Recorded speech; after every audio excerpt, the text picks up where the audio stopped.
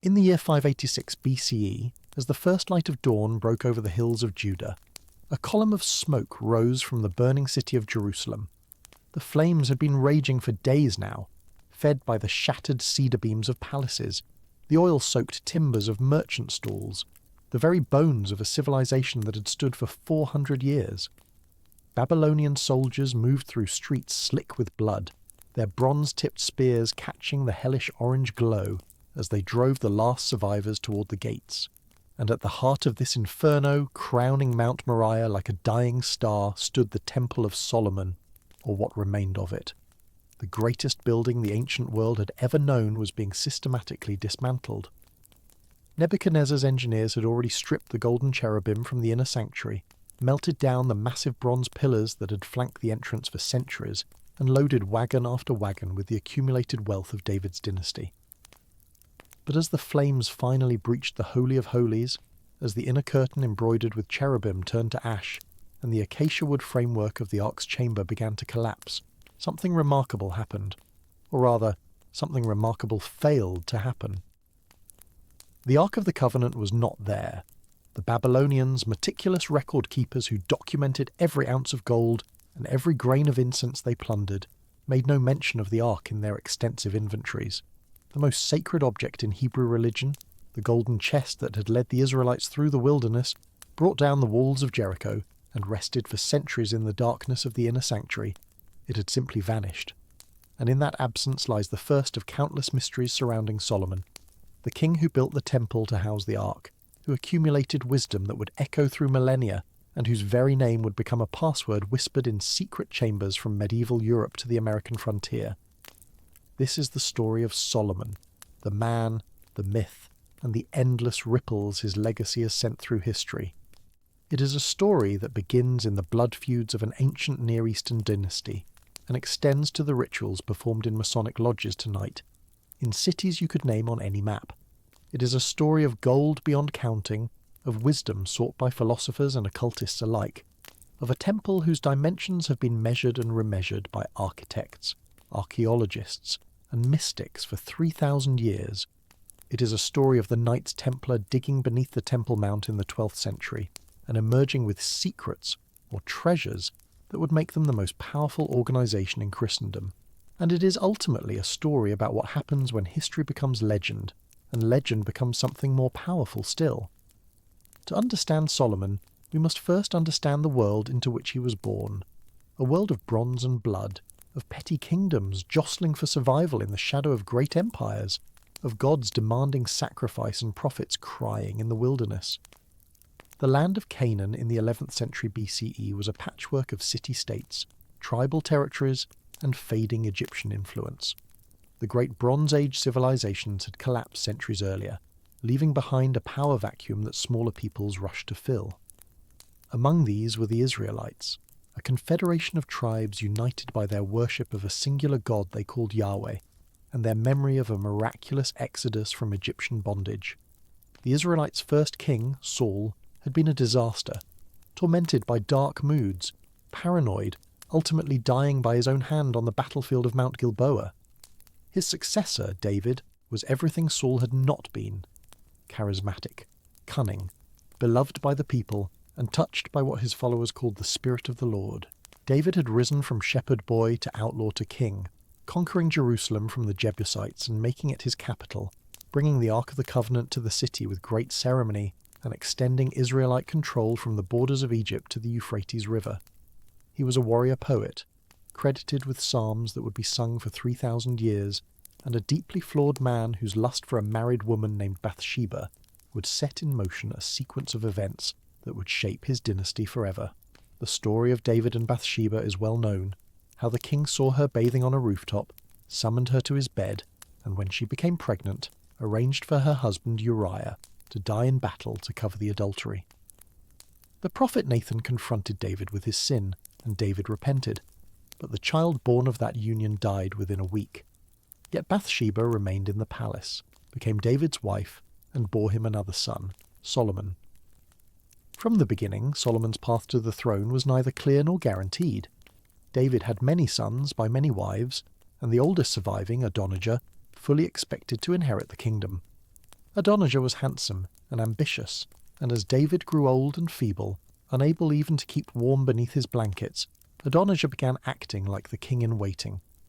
He acquired chariots and horsemen, surrounded himself with advisers, and held a great feast to which he invited all his brothers, all except Solomon.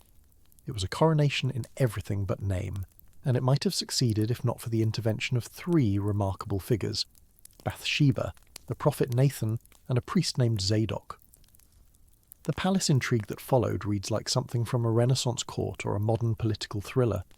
Bathsheba went to the dying David and reminded him of a promise he had made, that Solomon would reign after him. Nathan followed with news of Adonijah's feast, framing it as an imminent coup. David, stirred from his lethargy by the threat to his legacy, ordered that Solomon be placed on his own royal mule, taken to the spring of Gihon, and anointed king immediately. Zadok the priest performed the anointing while the trumpet sounded, and the people shouted, "Long live King Solomon!"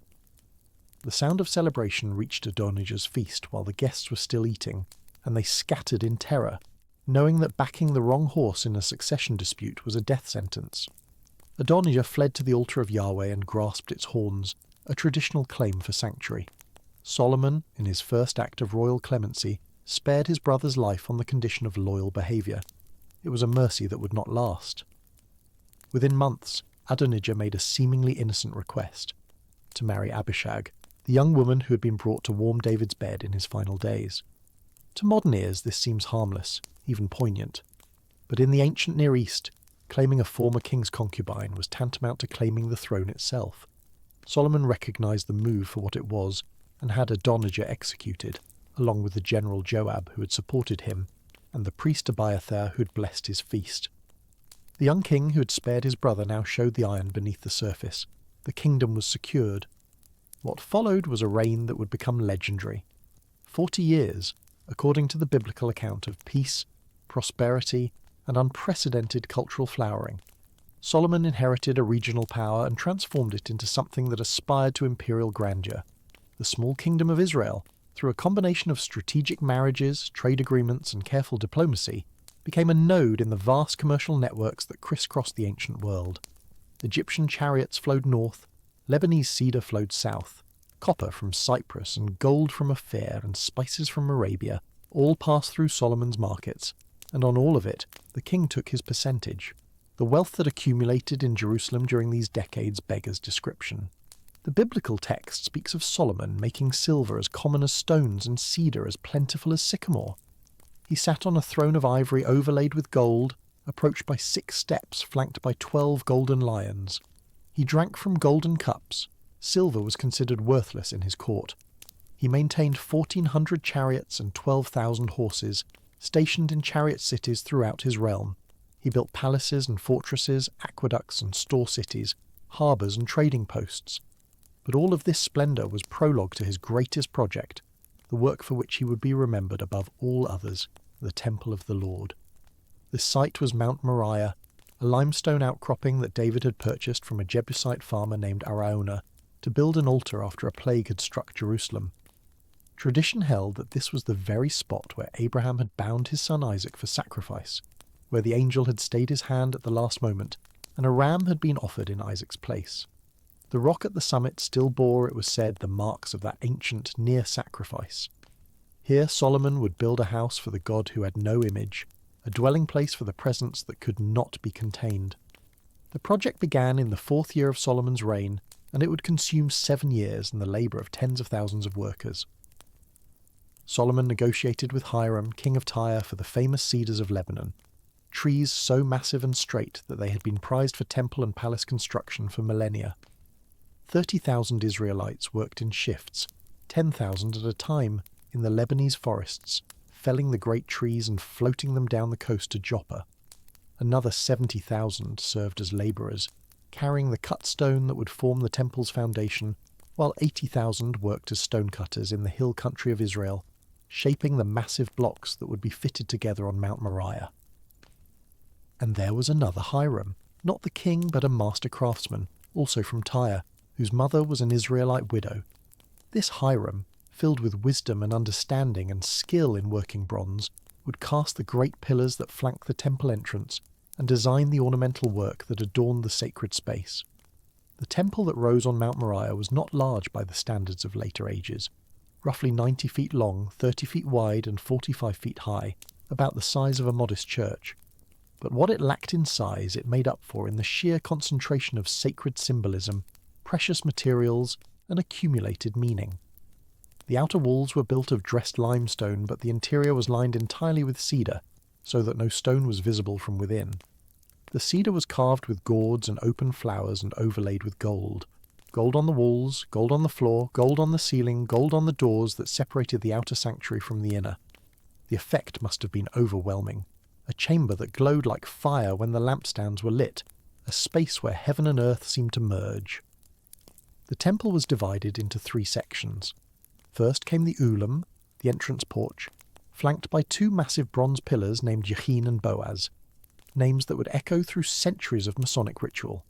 These pillars stood 27 feet high, topped with elaborate capitals decorated with pomegranates and lilywork, and they represented, according to various traditions, the pillars of cloud and fire that had led Israel through the wilderness, or the twin principles of establishment and strength, or the legs of an immense cosmic figure.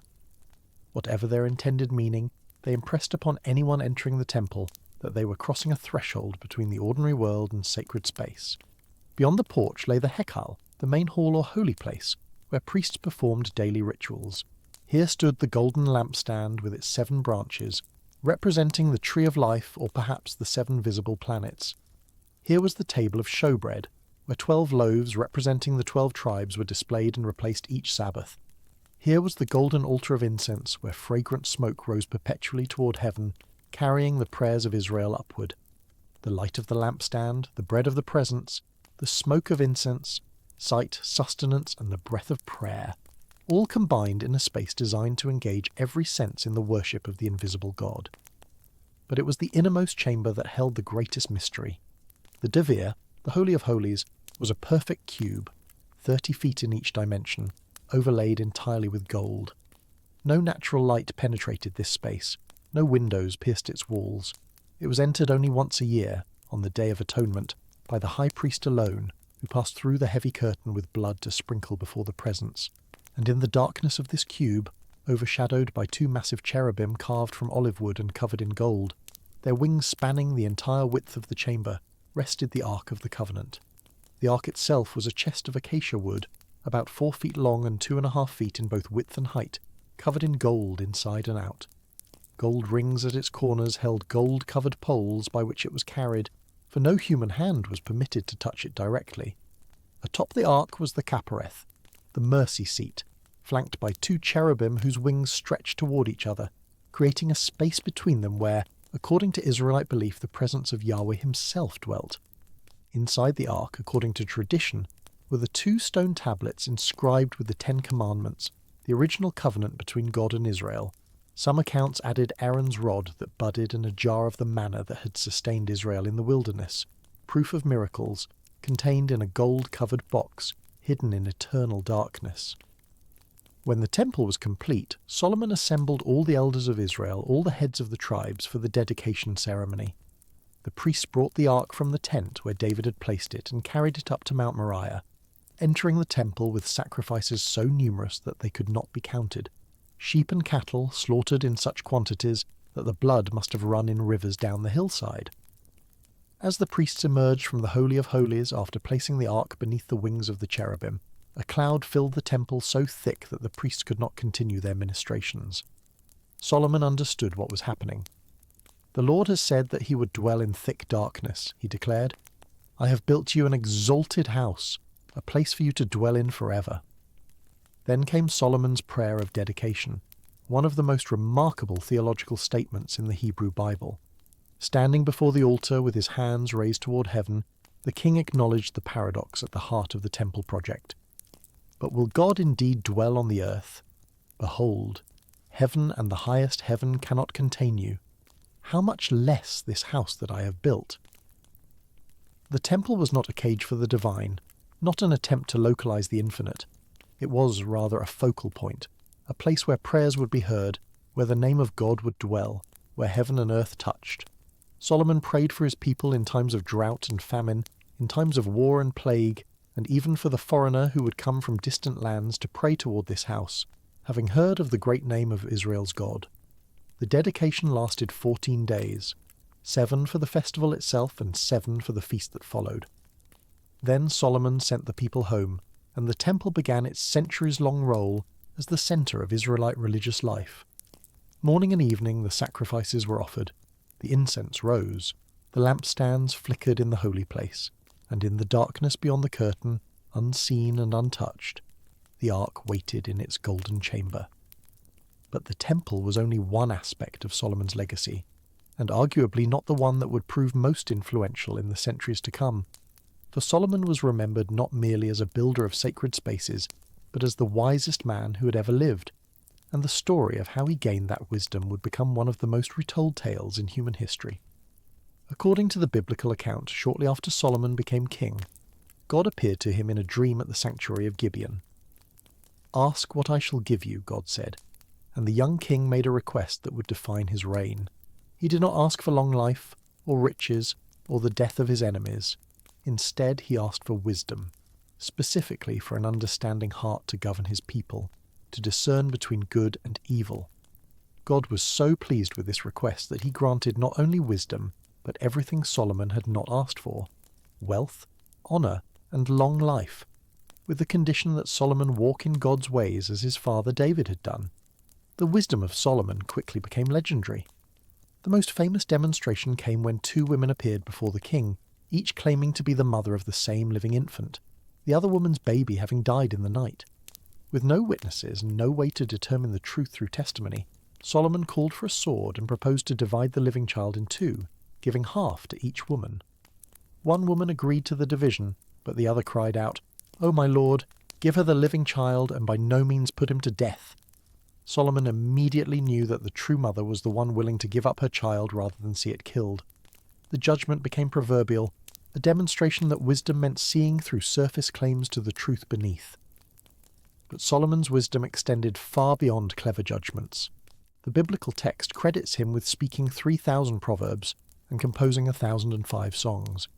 He discoursed on botany and zoology, from the cedar that is in Lebanon to the hyssop that grows out of the wall, and of beasts, and of birds, and of reptiles, and of fish. He was, in modern terms, a polymath, a natural philosopher before philosophy had a name, a collector and systematizer of knowledge at a time when such knowledge was largely oral and scattered. People came from all nations to hear Solomon's wisdom, and among them was a queen whose visit would add another layer of legend to the already legendary king. The Queen of Sheba came from the south, from the incense lands of Arabia or possibly Ethiopia. The location of Sheba has been debated for millennia. She came with camels bearing spices and gold and precious stones, and she came with hard questions to test Solomon's famed wisdom. The biblical account is tantalizingly brief. She asked her questions, Solomon answered them all, she was overwhelmed by his wisdom and wealth, she gave him lavish gifts and received even greater ones in return, and then she returned to her own land. "Happy are your men, happy are your servants," she told him, "who continually stand before you and hear your wisdom." What the Bible does not tell us, later traditions would supply in abundance. Ethiopian tradition holds that Sheba, whom they call Makeda, did not merely visit Solomon but became his lover, and that she returned to her homeland pregnant with his son. That son, named Menelik, would grow up to visit his father in Jerusalem, and when he returned to Ethiopia, he brought with him the Ark of the Covenant itself, not stolen in the Ethiopian account but given or divinely transferred. To this day, the Ethiopian Orthodox Church claims to possess the Ark, kept in a chapel in the city of Axum, guarded by a single monk who never leaves its presence. Whether this claim has any historical basis is impossible to verify. No outsider has been permitted to see the relic. But the fact that such a claim exists and has been maintained for centuries speaks to the power of Solomon's legacy to generate stories that fill the silences of Scripture. Jewish tradition would elaborate Solomon's wisdom in other directions. The Talmud and Midrash portray Solomon as the master of all knowledge, including knowledge forbidden to ordinary mortals. He was said to understand the language of animals and birds, to command demons and spirits, to possess a ring inscribed with the ineffable name of God that gave him power over all supernatural beings. The demons, in these traditions were not merely subject to Solomon, but actually helped build the temple.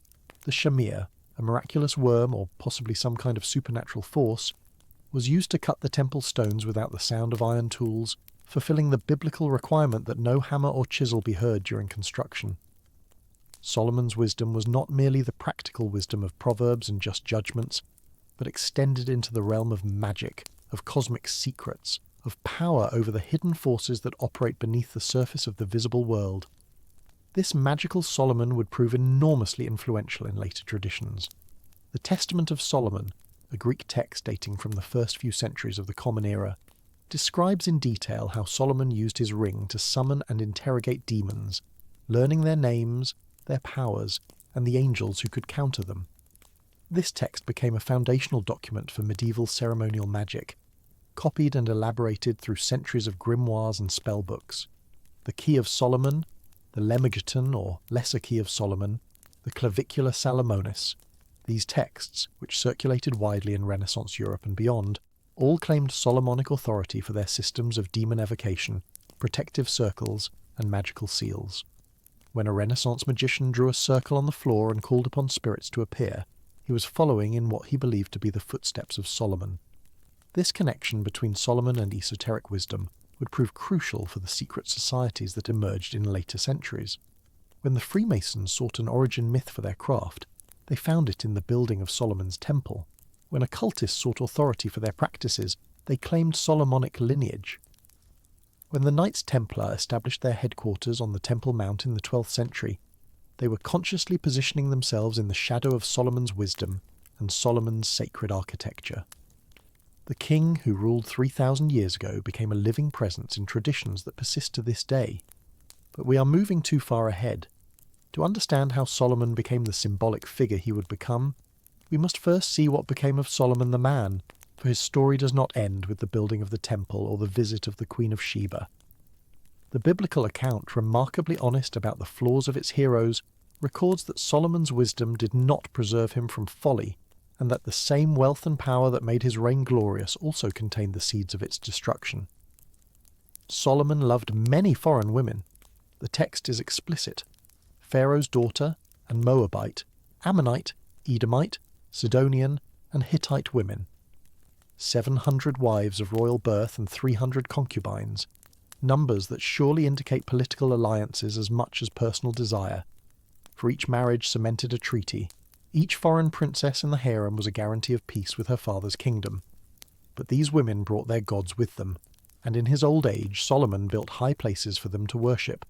Altars to Ashtoreth, the goddess of the Sidonians, to Milcom, the abomination of the Ammonites, to Chemosh, the abomination of Moab. The king who had built the temple of Yahweh now built temples to other gods, and his heart was not wholly devoted to the Lord as his father David's heart had been.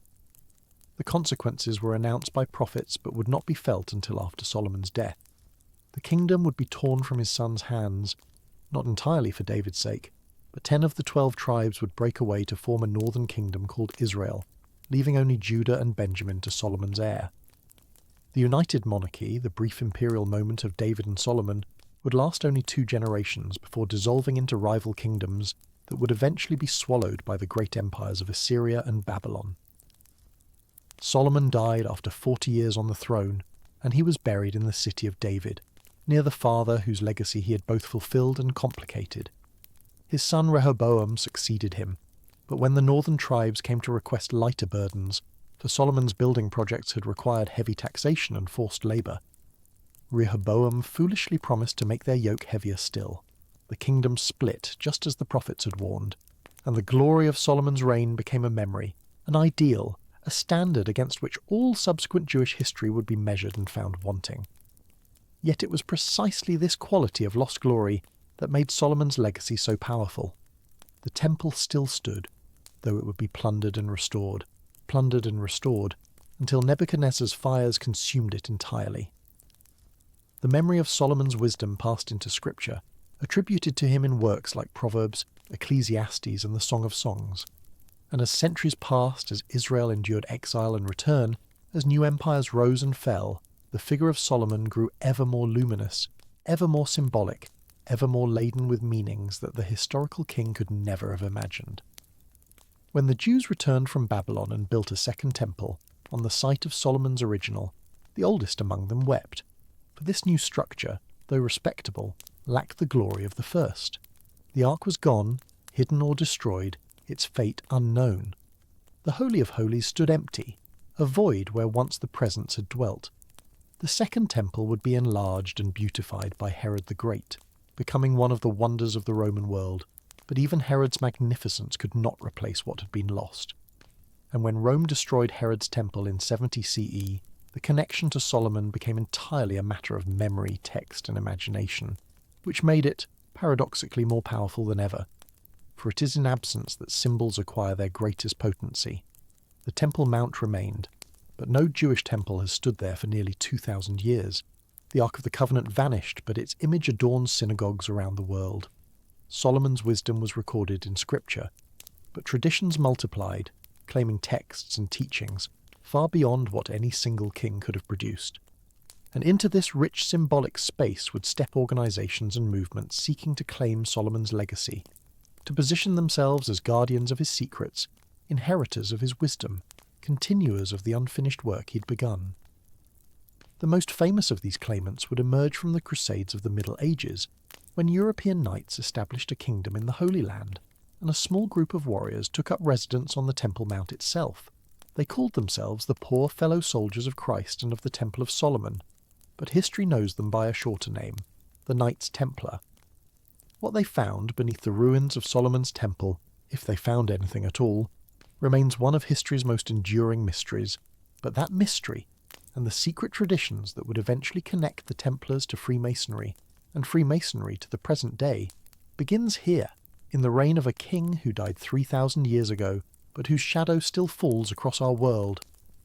The sun is setting now over the hills of Judah, as it set on that day when Solomon dedicated his temple, and the cloud of divine presence filled the sanctuary. The stones of Mount Moriah have seen empires rise and fall, have been soaked with the blood of countless conflicts, have been sanctified and desecrated and sanctified again. Somewhere beneath those stones, perhaps, lie treasures beyond reckoning, or perhaps only the dust of ages. But the true treasure of Solomon was never gold or silver, never the ark itself or the ring of power that legends placed on his finger.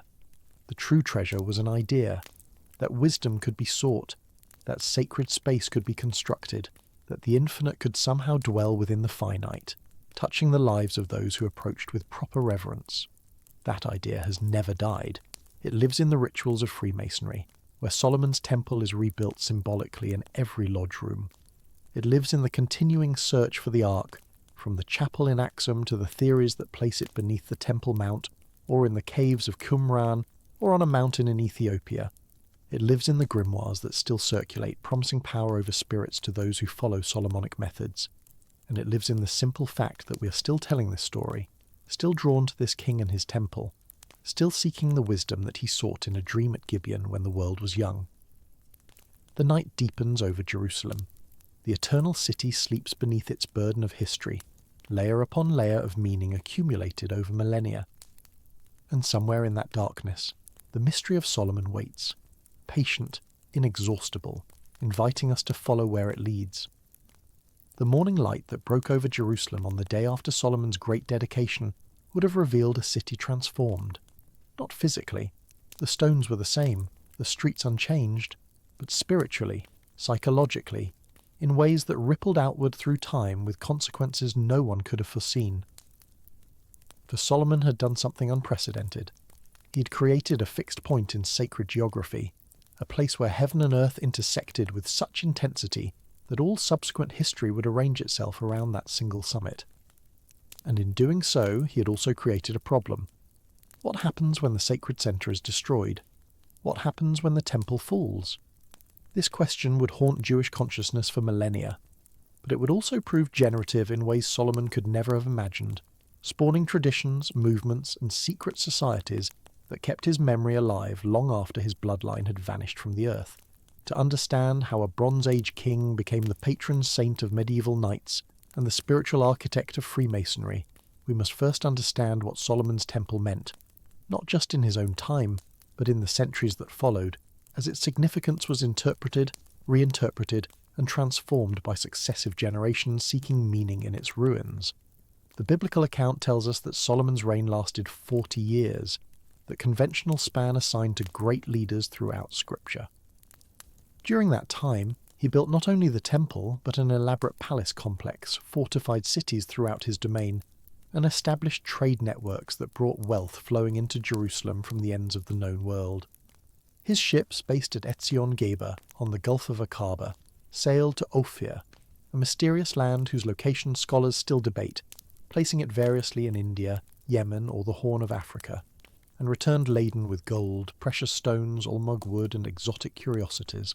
His alliance with Hiram of Tyre gave him access to Phoenician maritime expertise, transforming a landlocked people into participants in international commerce. For a brief shining moment, Israel was not merely a small hill kingdom squeezed between great empires, but a power in its own right, respected and envied by its neighbours. The Queen of Sheba's visit, recorded in both Kings and Chronicles, captures this moment of imperial splendour. She came, the text tells us, to test Solomon with hard questions, bringing with her a vast retinue and camels laden with spices, gold, and precious stones in quantities never before seen in Jerusalem. What were these hard questions? The text does not say, though later traditions would elaborate extensively on the encounter. Some held that she posed riddles testing Solomon's wisdom. Others, particularly an Ethiopian tradition, claimed a more intimate relationship, one that resulted in a son, Menelikbor, who would become the founder of the Ethiopian royal dynasty, and, according to the Kebra Nagast, the one who brought the Ark of the Covenant to its final resting place in Axum. We will return to that tradition later, for it represents one of the most remarkable transformations of Solomonic legend. But for now, what matters is the impression the Queen's visit made on the biblical imagination. She came as a skeptic and left as a believer. "The report I heard in my own country about your achievements and your wisdom is true," she declared. "But I did not believe these things until I came and saw with my own eyes. Indeed, not even half was told me. In wisdom and wealth you have far exceeded the report I heard." This was Solomon at the height of his power, wise, wealthy, respected by foreign potentates, secure on his throne with a temple that served as the dwelling place of God himself. It could not last. The biblical narrative turns dark in Solomon's final years. The king who had built the temple to Yahweh also built high places for the gods of his foreign wives, shrines to Chemosh of Moab, Molech of Ammon, Ashtoreth of Sidon. 700 wives of royal birth and 300 concubines, the text claims, and they turned his heart after other gods. The same wisdom that had discerned the true mother of the living child now seemed clouded by age and desire. The man who had asked for understanding rather than wealth or long life appeared to have forgotten the very wisdom he had requested. Was this historical reality or theological explanation? The question matters because Solomon's apostasy sets up everything that follows: the division of the kingdom under his son Rehoboam, the centuries of conflict between Israel and Judah, and ultimately the destruction that would leave Jerusalem in ruins and the temple a memory. Later writers, seeking to explain how the chosen people could have suffered such disasters, pointed back to Solomon's failures. The seeds of destruction were sown at the very moment of greatest glory. But there is another way to read this narrative, one that would prove enormously influential in esoteric traditions.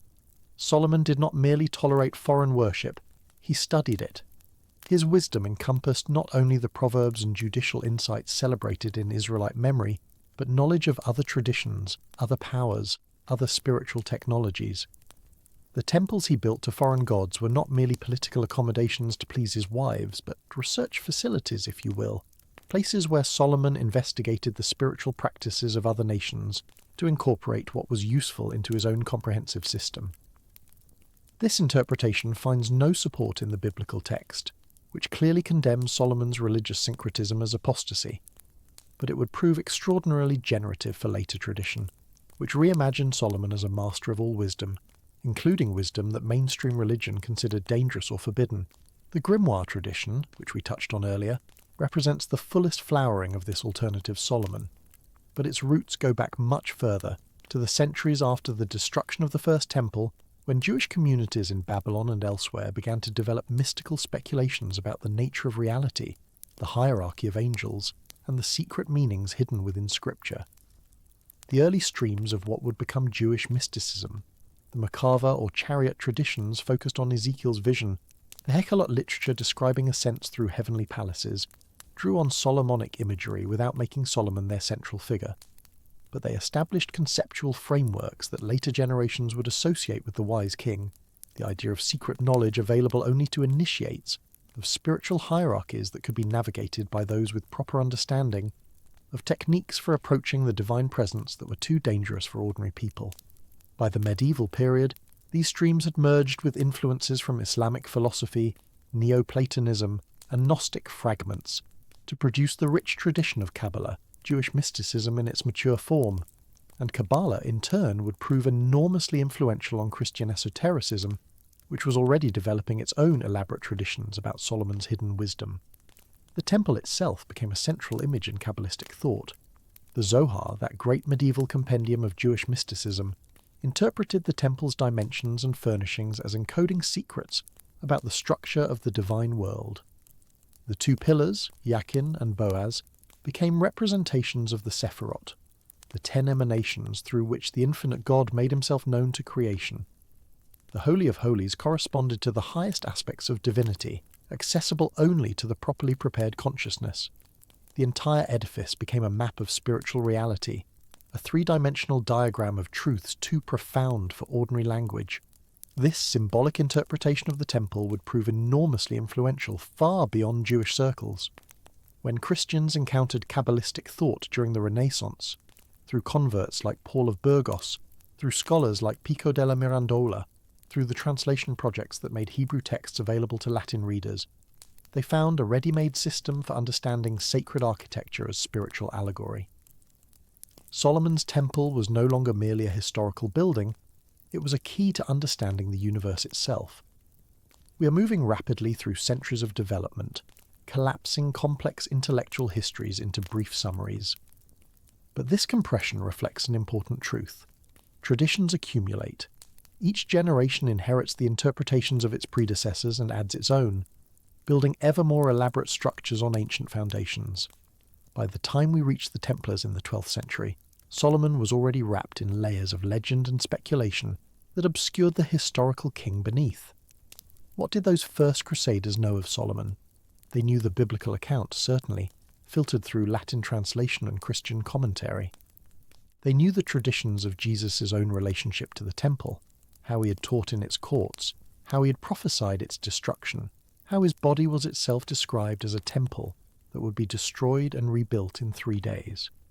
They knew the Church Fathers' interpretations, which saw in Solomon a prefiguration of Christ, both sons of David, both builders of temples, both possessors of wisdom that surpassed ordinary human understanding. But the Crusaders who arrived in Jerusalem in 1099 also confronted a physical reality that no amount of spiritual interpretation could disguise. The Temple Mount stood roughly where it had stood in Solomon's day, but its surface was now occupied by Islamic monuments. The Dome of the Rock, completed in 692, and the Al-Aqsa Mosque, rebuilt multiple times since its original construction in the early 8th century. The Crusaders, in their initial fervour, massacred the Muslim and Jewish inhabitants of the city and converted these monuments to Christian use. The Dome of the Rock became the Templum Domini, interpreted as standing on the site of the ancient temple. Al-Aqsa was identified, incorrectly but significantly, with Solomon's palace or with a structure called the Temple of Solomon. It was in this complex of buildings that a small group of knights took up residence around 1119, 2 decades after the conquest of Jerusalem. Their founder, Hugues de Payan, was a minor French nobleman from the Champagne region. His original intent, according to the earliest sources, was practical rather than mystical, to protect pilgrims travelling the dangerous road from Jaffa to Jerusalem. The King of Jerusalem, Baldwin II, granted them quarters in the Al-Aqsa Mosque, which the Crusaders called the Temple of Solomon, and thus they became known as the poor fellow soldiers of Christ and of the Temple of Solomon, the Templars. For 9 years, according to one chronicle, the order grew hardly at all. It remained a tiny band of knights, supposedly living in poverty, pursuing their protective mission along the pilgrim routes. What they did during these years has been the subject of endless speculation. Did they excavate beneath the Temple Mount seeking Solomon's treasures? Did they discover secret chambers, hidden manuscripts, sacred relics? The romantic answer, the one that powers countless books and films, is yes. The historical evidence is far more ambiguous. We know that the Temple Mount is honeycombed with underground spaces. Some are natural caverns, others are cisterns and passages cut during various periods of construction and reconstruction. King Herod's massive expansion of the platform had required elaborate substructures, vaulted chambers that later generations called Solomon's Stables, though they dated from 1,000 years after Solomon's time. The Crusaders knew these spaces existed. Whether the original Templars explored them systematically, whether they found anything of significance, whether any discovery influenced the Order's subsequent development, these questions cannot be definitively answered. What we can say is that something changed around 1129. The Council of Troyes officially recognised the Order of the Temple, granting it a rule based on Cistercian models. Bernard of Clairvaux, the most influential churchman of his age, wrote a treatise praising the new knighthood and its mission. Papal privileges followed, exempting the Templars from local authorities and answering only to the Pope himself. Within decades, the tiny band of pilgrims protectors had become one of the wealthiest and most powerful organisations in Christendom. The Templars' rise was meteoric. Donations of land, money and goods poured in from pious Christians eager to support the crusading enterprise. The order established preceptories across Europe, managing vast estates whose revenues flowed to the military operations in the Holy Land. They developed sophisticated financial instruments, letters of credit that allowed pilgrims to deposit money in one location and withdraw it in another, protections against the risks of carrying gold across dangerous territory. They became, in effect, the first international bankers, handling the finances of kings and popes. Their military role remained central. Templar knights were the shock troops of crusading armies, forbidden by their rule to retreat unless outnumbered more than 3-1. They built massive castles across the Holy Land, fortresses that still stand as testament to their engineering prowess. They fought with a discipline and ferocity that made them feared by Muslim opponents. Saladin, after his victory at the Battle of Hattin in 1187, had every captured Templar knight executed. So dangerous did he consider them. But beneath the military and financial activities, questions multiplied. What did the Templars believe? Their official devotion was Orthodox Christian faith, and the order included chaplains who served the spiritual needs of members. But rumours circulated almost from the beginning, whispers of secret ceremonies, of initiations that involved strange oaths and stranger practices. These rumours would prove devastating when the order's enemies decided to act. The relationship between the Templars and Solomon was both obvious and obscure. Obvious because their very name proclaimed the connection, because they lived on what they believed to be the site of Solomon's temple, because their seal depicted 2 knights on a single horse, a symbol of their original poverty that also evoked the paired riders of ancient Near Eastern imagery. Obscure because the historical record tells us almost nothing about what the Templars themselves made of this connection, whether they saw themselves as continuing Solomon's work, whether they believed themselves guardians of his secrets. Later tradition would fill this silence with elaborate speculation. By the 18th century, when Freemasonry was developing its own Solomonic mythology, Masonic writers were claiming direct descent from the Templars, arguing that the order had possessed ancient wisdom derived ultimately from Solomon himself. This wisdom, they claimed, had been preserved through the order's suppression in the early 14th century, passed down through secret channels until it emerged in the lodges of speculative masonry. The historical basis for these claims is almost certainly fictional. No documentary evidence connects the medieval Templars to the fraternity that began meeting in London taverns in the early 1700s. The gap of centuries is filled only by imagination and the desire for impressive lineages. But the symbolic connection, the link through Solomon and his temple, is undeniable. Whether or not any actual transmission occurred, both the Templars and the Freemasons chose to wrap themselves in Solomonic imagery, to position themselves as inheritors of the wise king's legacy. Why Solomon? Why not David, the warrior king, founder of the dynasty? Why not Moses, lawgiver and liberator? Why not Abraham, father of the faithful? Each of these figures has his own traditions, his own symbolic power. But Solomon offers something unique. He is the builder. He is the one who took the portable sanctuary of the wilderness wandering and gave it permanent form, who translated divine instructions into stone and cedar and gold. for organisations that define themselves through the crafts of construction, whether literal, as in operative masonry, or symbolic, as in speculative Freemasonry. Solomon provides the ultimate model. He is the master builder, the one who brought the plan to completion. There is also Solomon's wisdom to consider, that comprehensive understanding that encompassed not only religious truth but knowledge of the natural world, skill in diplomacy, insight into human nature, and according to later traditions, mastery over spirits, both benevolent and malign. This universal wisdom appealed to esoteric movements that sought knowledge beyond the boundaries of established religion. Solomon could be claimed by Christians, Jews, and Muslims alike.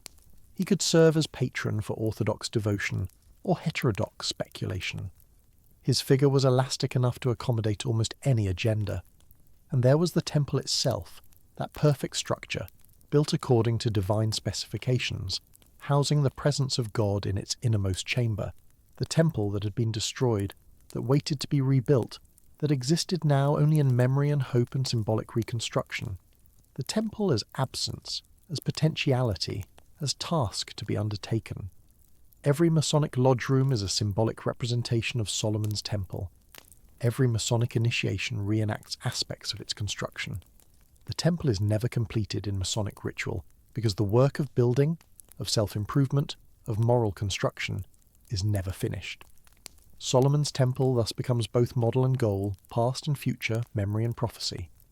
The Templars lived on the Temple Mount for roughly 70 years before Saladin's reconquest of Jerusalem in 1187 forced them to relocate their headquarters, first to Acre and then, after the final loss of the mainland Crusader states in 1291, to Cyprus. Their glory days were behind them. Without a clear mission in the Holy Land, they became increasingly focused on their European holdings, their financial operations, their gradual transformation from warrior monks to international bankers. They remained wealthy, respected, powerful, but their purpose had become uncertain. The French king Philip IV, perpetually in need of money and perpetually suspicious of any power base he did not control, began moving against them in the early 14th century. His motives were almost certainly financial rather than spiritual, but the charges he brought were spectacular.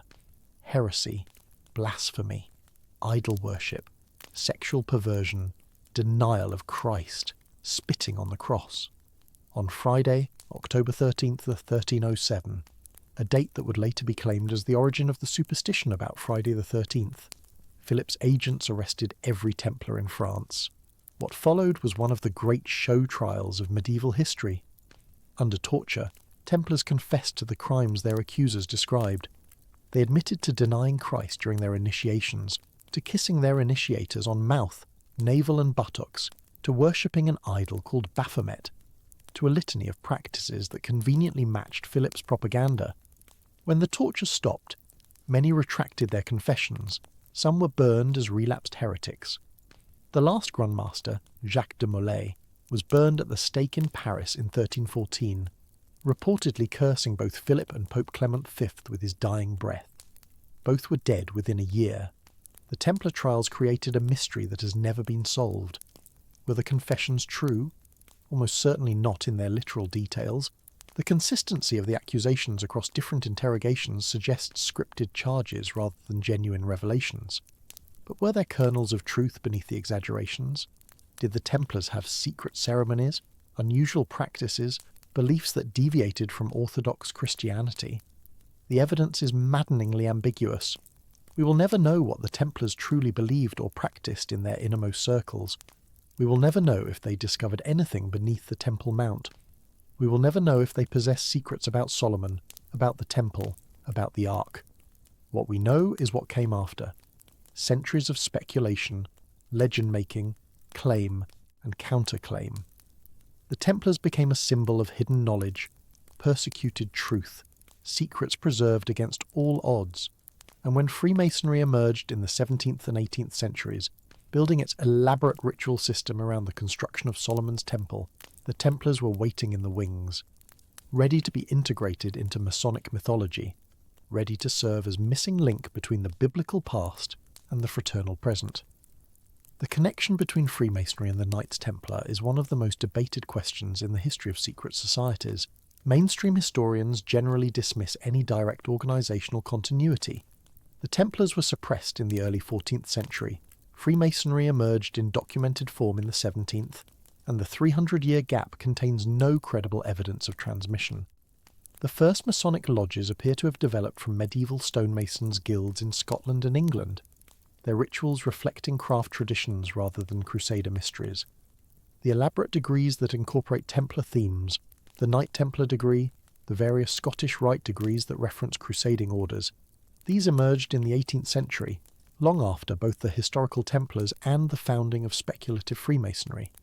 They were additions, embellishments, mythological enrichments of an already existing system, and yet.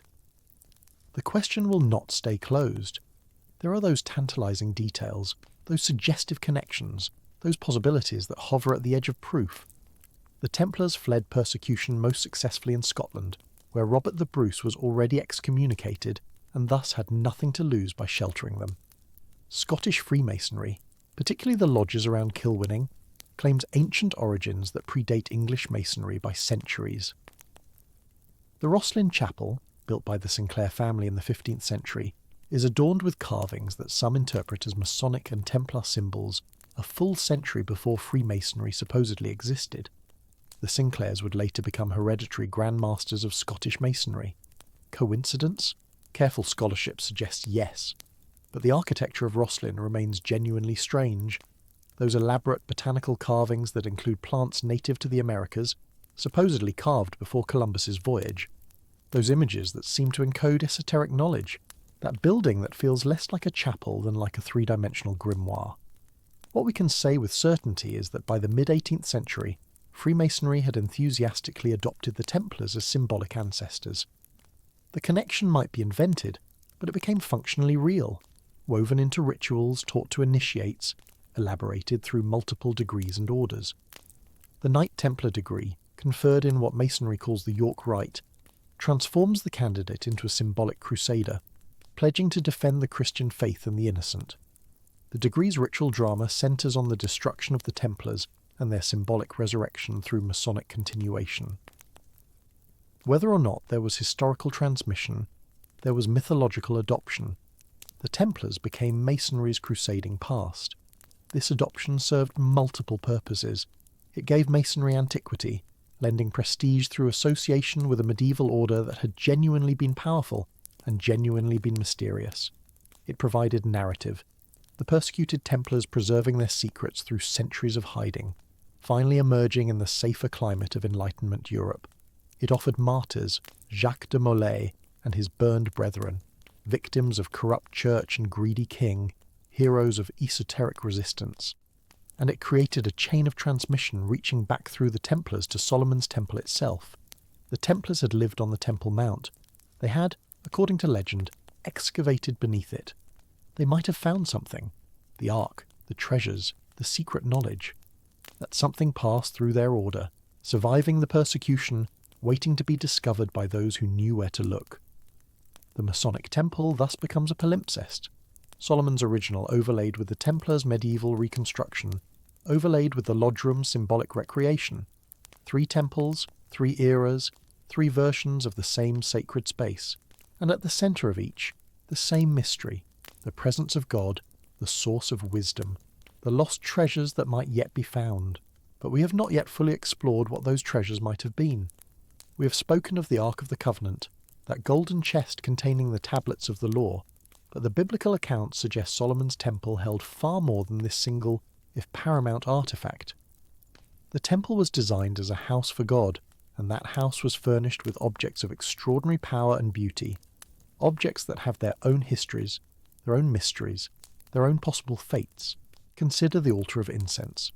Positioned just before the veil that separated the holy place from the Holy of Holies, this altar was where priests burned aromatic offerings twice daily, the smoke rising as a symbolic connection between earth and heaven. It was made of acacia wood overlaid with pure gold, with golden horns at its 4 corners and golden rings through which carrying poles could be inserted. The incense burned upon it followed a specific formula given by God to Moses, a blend of stacte, onycha, galbanum, and pure frankincense in equal parts. This formula was sacred, forbidden for personal use on pain of being cut off from the people of Israel.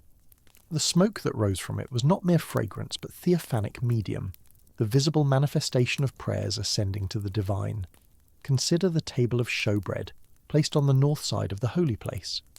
12 loaves of bread were arranged upon it, representing the 12 tribes of Israel, renewed every Sabbath by the priests who then ate the old loaves in the sacred precincts. The table itself was gold-covered acacia wood, equipped with golden dishes, pans, pitchers and bowls for the drink offerings. The bread was called the bread of the presence, literally the bread of the face of God.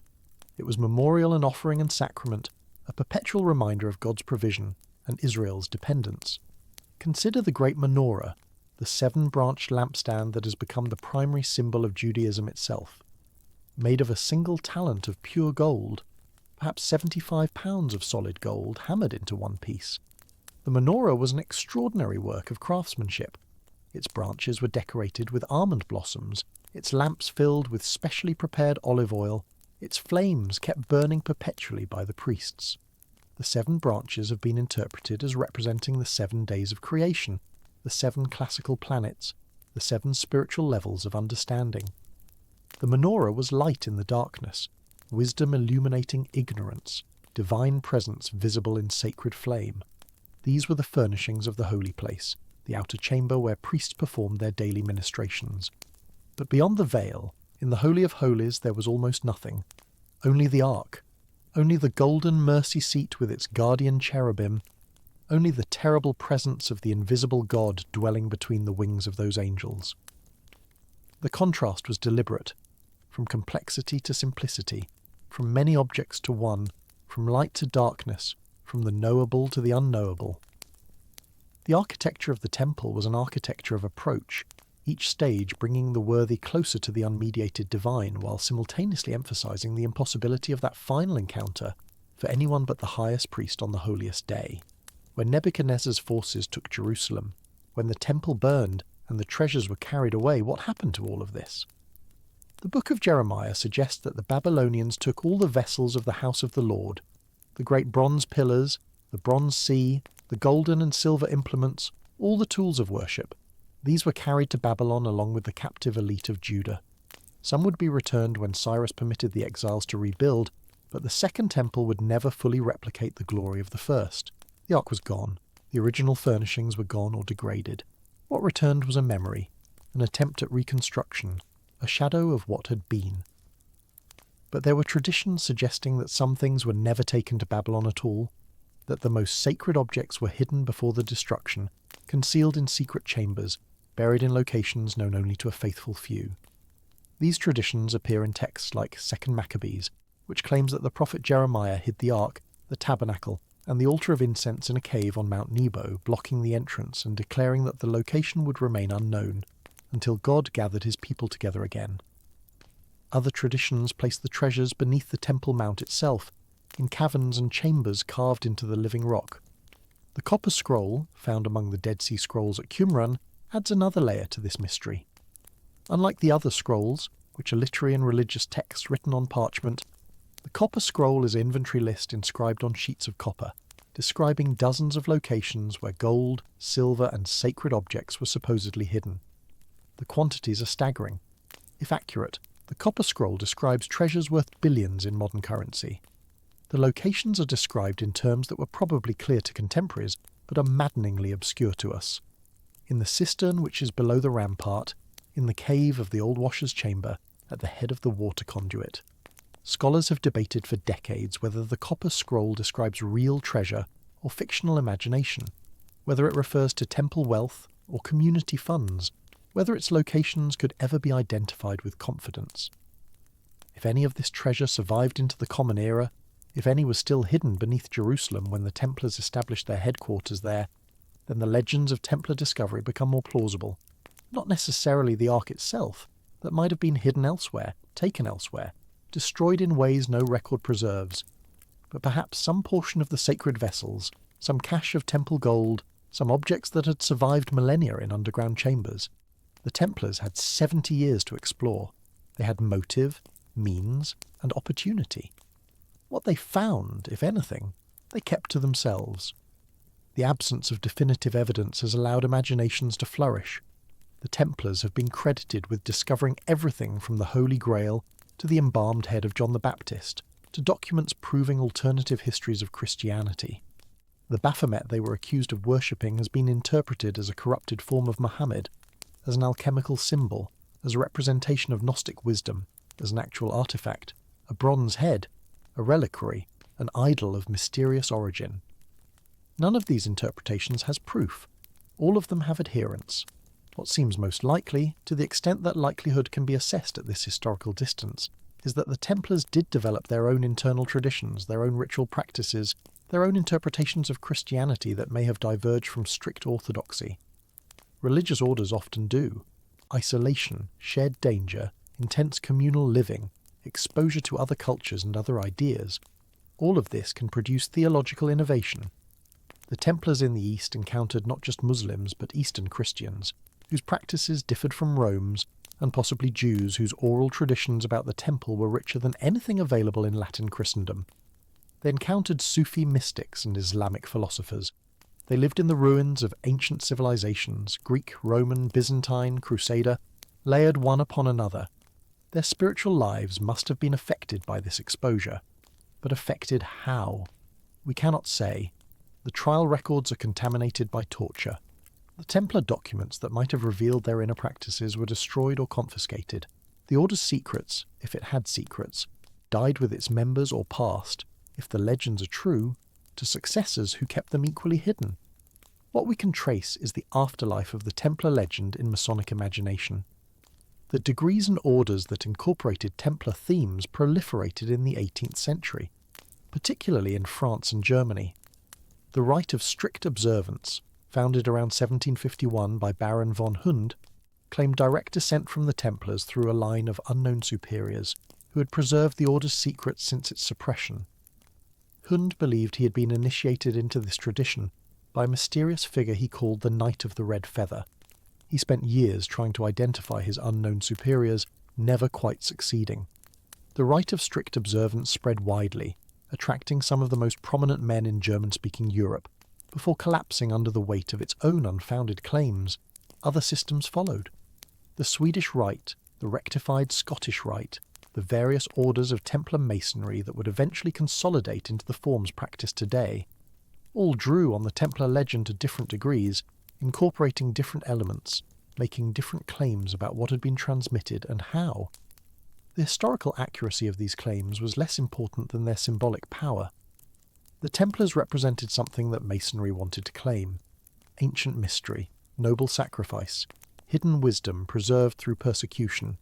And behind the Templars stood Solomon, always Solomon, the wise king who built the temple where the Templars later resided. The king who received supernatural wisdom directly from God. The king who, according to the strange texts that flourished in the late ancient and medieval periods, commanded spirits and knew the secrets of heaven and earth. We have touched on the Testament of Solomon, but we have not fully explored its implications. This text presents Solomon as a magician king, a master of the supernatural who binds demons to do his bidding through the power of a ring given him by the Archangel Michael. The ring bears an engraved seal, the so-called Seal of Solomon, that has power over all spirits. When demons appear before Solomon, they cannot resist this seal. They must reveal their names, their natures, their weaknesses. Solomon interrogates them one by one, learning which angel can thwart each demon, which prayer can bind each malevolent spirit. The demons themselves are fascinating. Ornias, who first attacks the overseer's son, is thwarted by the archangel Uriel. Beelzebub, prince of demons, reveals that he was once a high angel who fell with Lucifer. Asmodeus, the demon of lust, is bound by smoking the liver of a fish in the presence of the angel Raphael, a detail that connects to the Book of Tobit. There are female demons and male demons, demons who cause disease and demons who inspire sin, demons who appear as beautiful women, and demons who appear as monsters. Each one gives Solomon information. Each one is set to work on the temple, and through this dark labour, the most sacred building in Israel rises. The Testament is not canonical scripture. It was never accepted by mainstream Judaism or Christianity as inspired text, but it was widely read in the ancient world, translated into multiple languages, incorporated into magical traditions both Christian and Islamic. It gave Solomon a reputation as the supreme magician, the master of spirits, the keeper of supernatural secrets. This reputation would prove remarkably durable. In Jewish mystical tradition, particularly the Kabbalah that developed in medieval Spain and Provence, Solomon became associated with hidden wisdom of a different sort. The Kabbalists were not primarily interested in demon binding. They sought to understand the structure of divinity itself, the emanations through which the infinite God created and sustained the finite universe. But Solomon appeared in their texts as an exemplar of wisdom, someone who had penetrated the deepest mysteries. The Song of Songs, attributed to Solomon, was read as an allegory of the soul's union with God. The Book of Proverbs was mined for mystical meaning, and the temple itself became a Kabbalistic diagram, its 3 chambers corresponding to the 3 highest Sephirot, its measurements encoding cosmic proportions. The Islamic tradition was equally rich. In the Quran, Suleiman is a prophet as well as a king, granted dominion over wind, birds, jinn, and demons. He understands the language of animals. He commands armies of spirits who build marvellous structures at his order. When the Queen of Sheba visits him, he amazes her with a floor made of crystal so clear she mistakes it for water, and lifts her skirts to wade through it. The Islamic Solomon is perhaps even more magical than the Jewish one, a figure of cosmic power who serves as evidence of God's capacity to grant extraordinary gifts to those who worship truly. These various Solomons, biblical, apocryphal, Kabbalistic, Islamic, form the reservoir from which later traditions drew.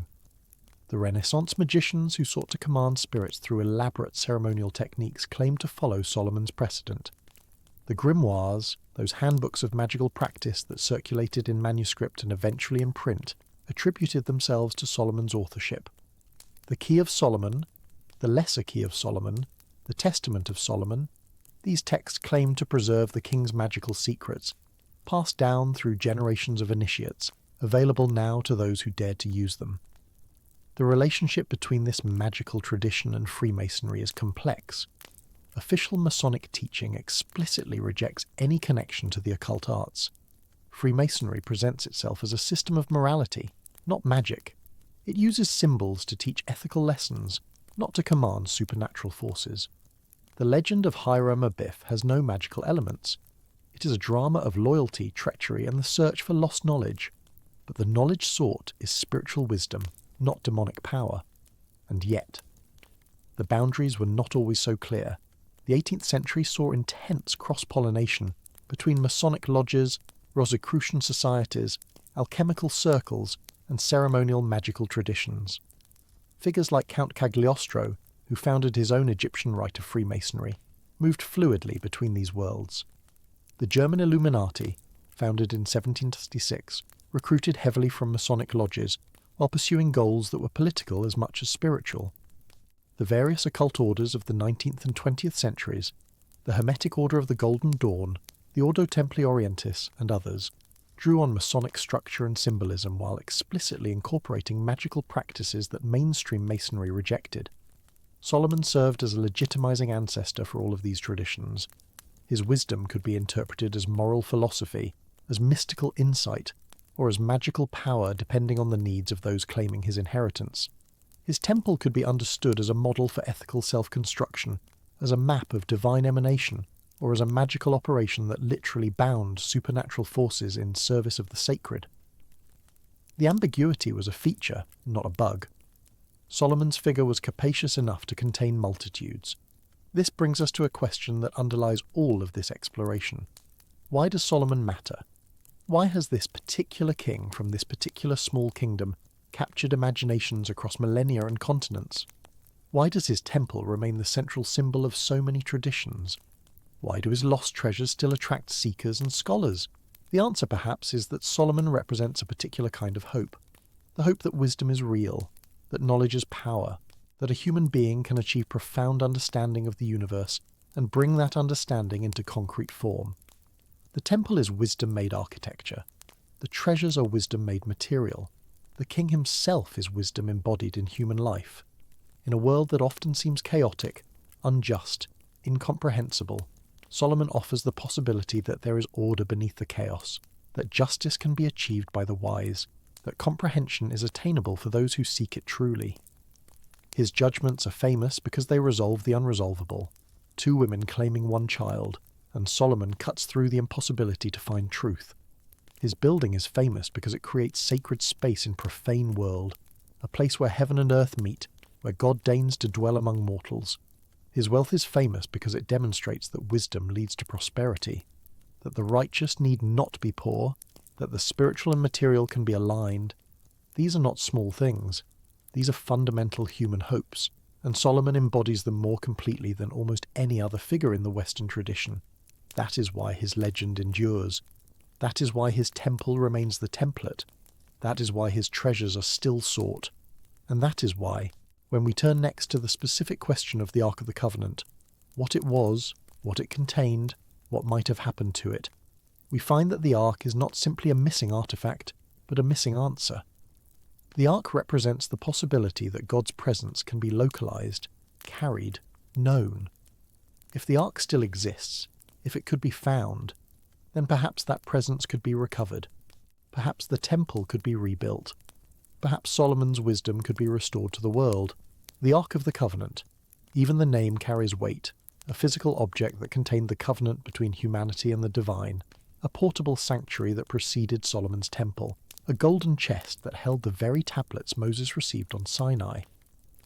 Of all the lost treasures associated with Solomon's reign, none captures imagination quite like this one.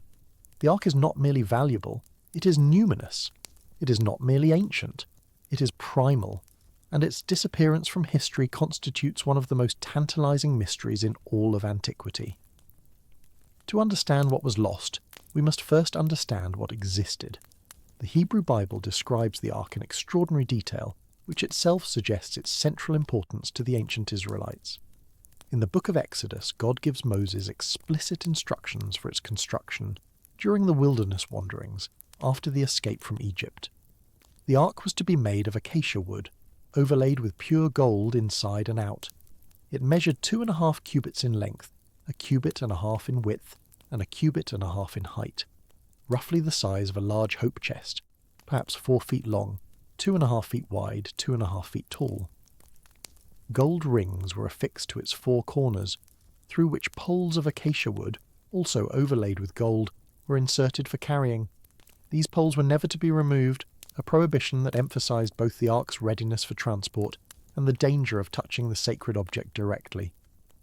Atop the Ark sat the kaporet, the mercy seat, a slab of pure gold that served as a kind of lid or covering, and upon the mercy seat stood 2 cherubim, also of gold, facing each other with wings outstretched to form a canopy over the space between them.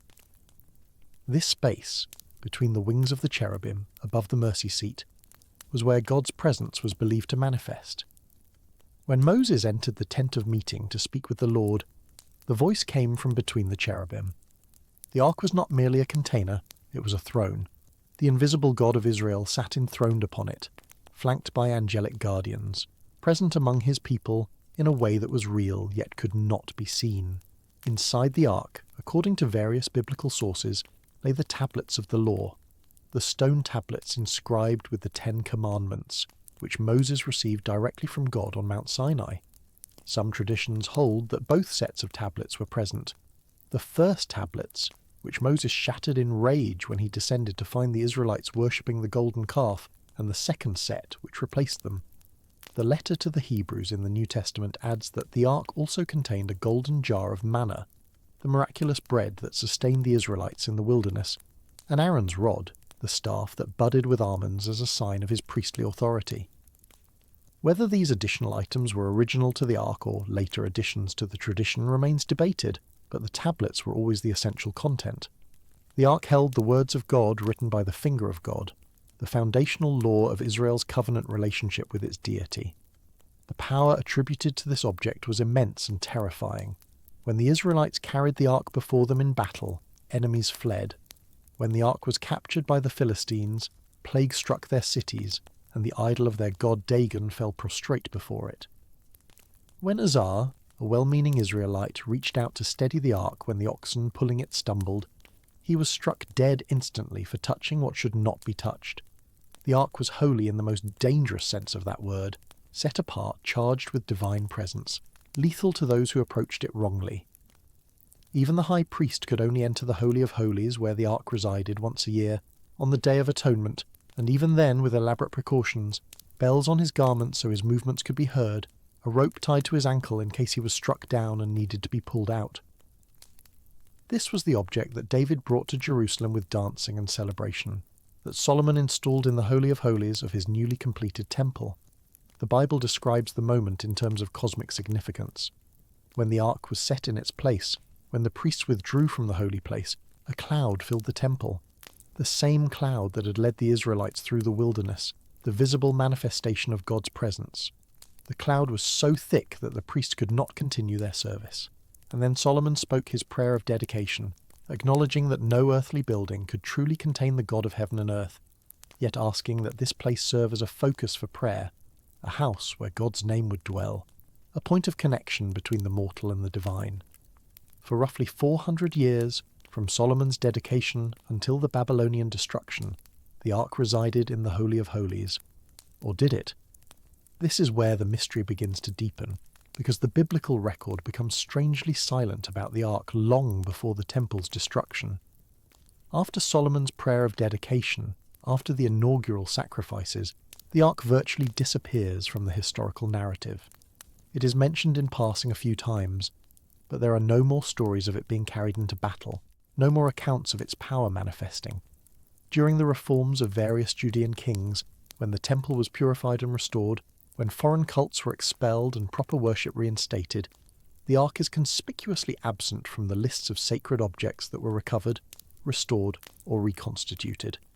Most striking is the account of King Josiah's reforms in the 7th century BCE, about a generation before the Babylonian conquest. Josiah undertook a comprehensive restoration of proper Yahwistic worship, purging the temple of foreign elements that had accumulated over centuries of syncretistic practice. In the course of this reform, the Book of the Law was discovered hidden in the temple, an event that became a turning point in Israelite religion. But here is what catches the careful reader's attention. 2 Chronicles records that Josiah told the Levites to put the Holy Ark in the house that Solomon, son of David, king of Israel, built. This instruction is bewildering. Why would the Ark need to be put back in the temple? Where had it been? Had it been removed? Hidden? Lost? The verse suggests that at some point before Josiah's reign, the Ark had been taken from its proper place. Perhaps during the reign of the wicked King Manasseh, who set up foreign idols in the temple itself, the faithful priests had hidden the Ark to protect it from desecration. Perhaps during one of the military incursions that struck Jerusalem, the Egyptian invasion under Shishak, the Aramean threats, the Assyrian campaigns, the Ark had been moved to safety. The text does not explain. It simply implies that the Ark was no longer where it should have been, and Josiah was commanding its restoration. But here is what makes this passage even more mysterious. We have no record that the command was carried out. Josiah orders the Ark returned, and then nothing.